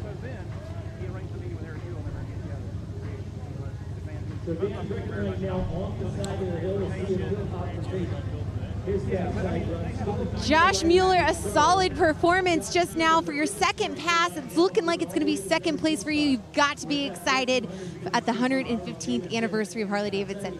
Yeah, just had to pull something off, and it worked. And I'm glad to get second with it. Talk about the course conditions. How was it on your second pass versus the first pass when it was raining? It's slippery, but it's getting better. It's getting chewed up more. You get more traction, and make it happen. Awesome. Well, great job, Mueller. 128 taking it, possibly second here. We will find out here shortly once these guys wrap it up. Nice. Well, thank you, Diana. And like I said, he said it's getting a little more chewed up, and since it is drying out a little bit, he's getting a lot more traction. So there we see Dan Dricken. We turn our attention now, though, to our final rider here in the class.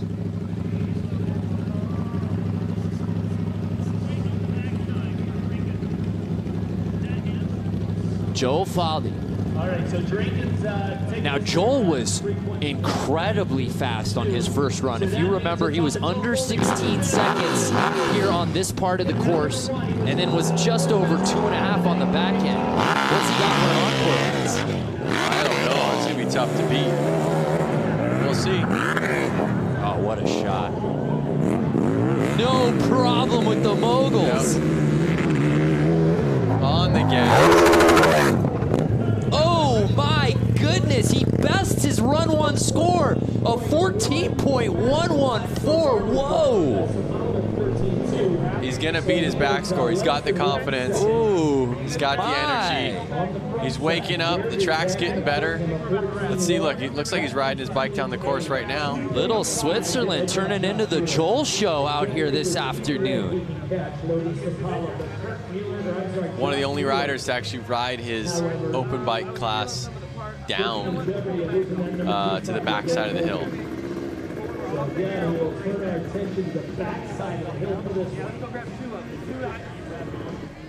All right, so he's checking it out. I love it. Really lining this thing up. He didn't even look at the other lines. Well, to your dismay, because I think you've just been saying left all day long, and it doesn't seem like the riders care. I think that they have to go left when they get to the top.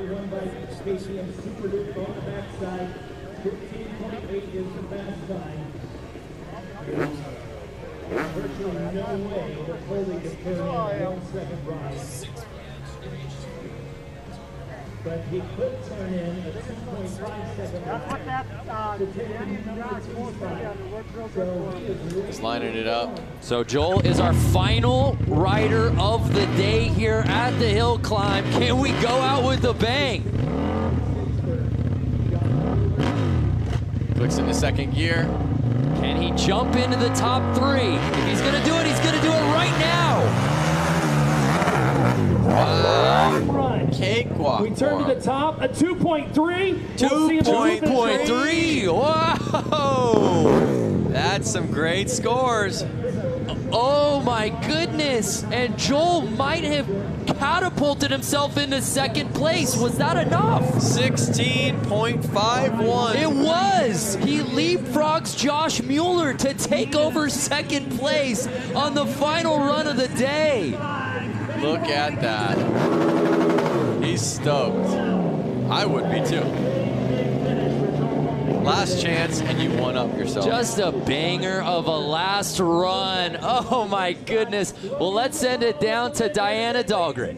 Congratulations, Logan Cipala, pulling the victory here today. You've got to be so excited for the Harley-Davidson 115th anniversary.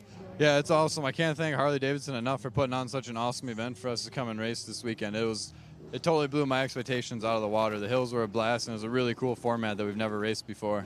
You succeeded out of loads of riders here today on the hill.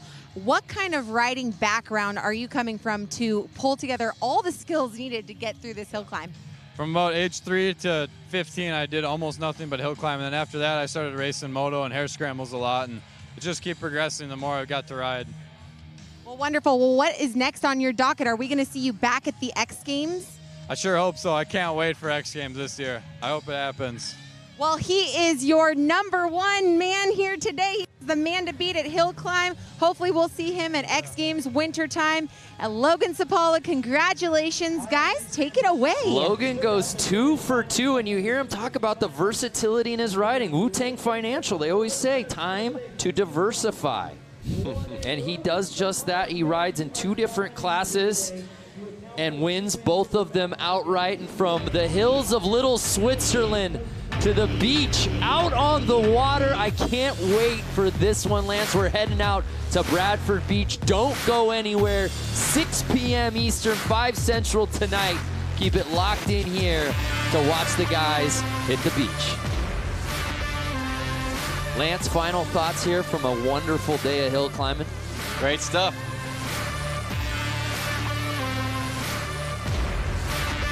Well, that's going to do it again. Congratulations to all of our competitors, but it was really the Logan Cipala show, going 2 for 2 in 2 different classes. He was absolutely outstanding. For Diana Dahlgren, Lance Corey, I'm Brandon Graham. We'll see you in just a little bit out at the beach.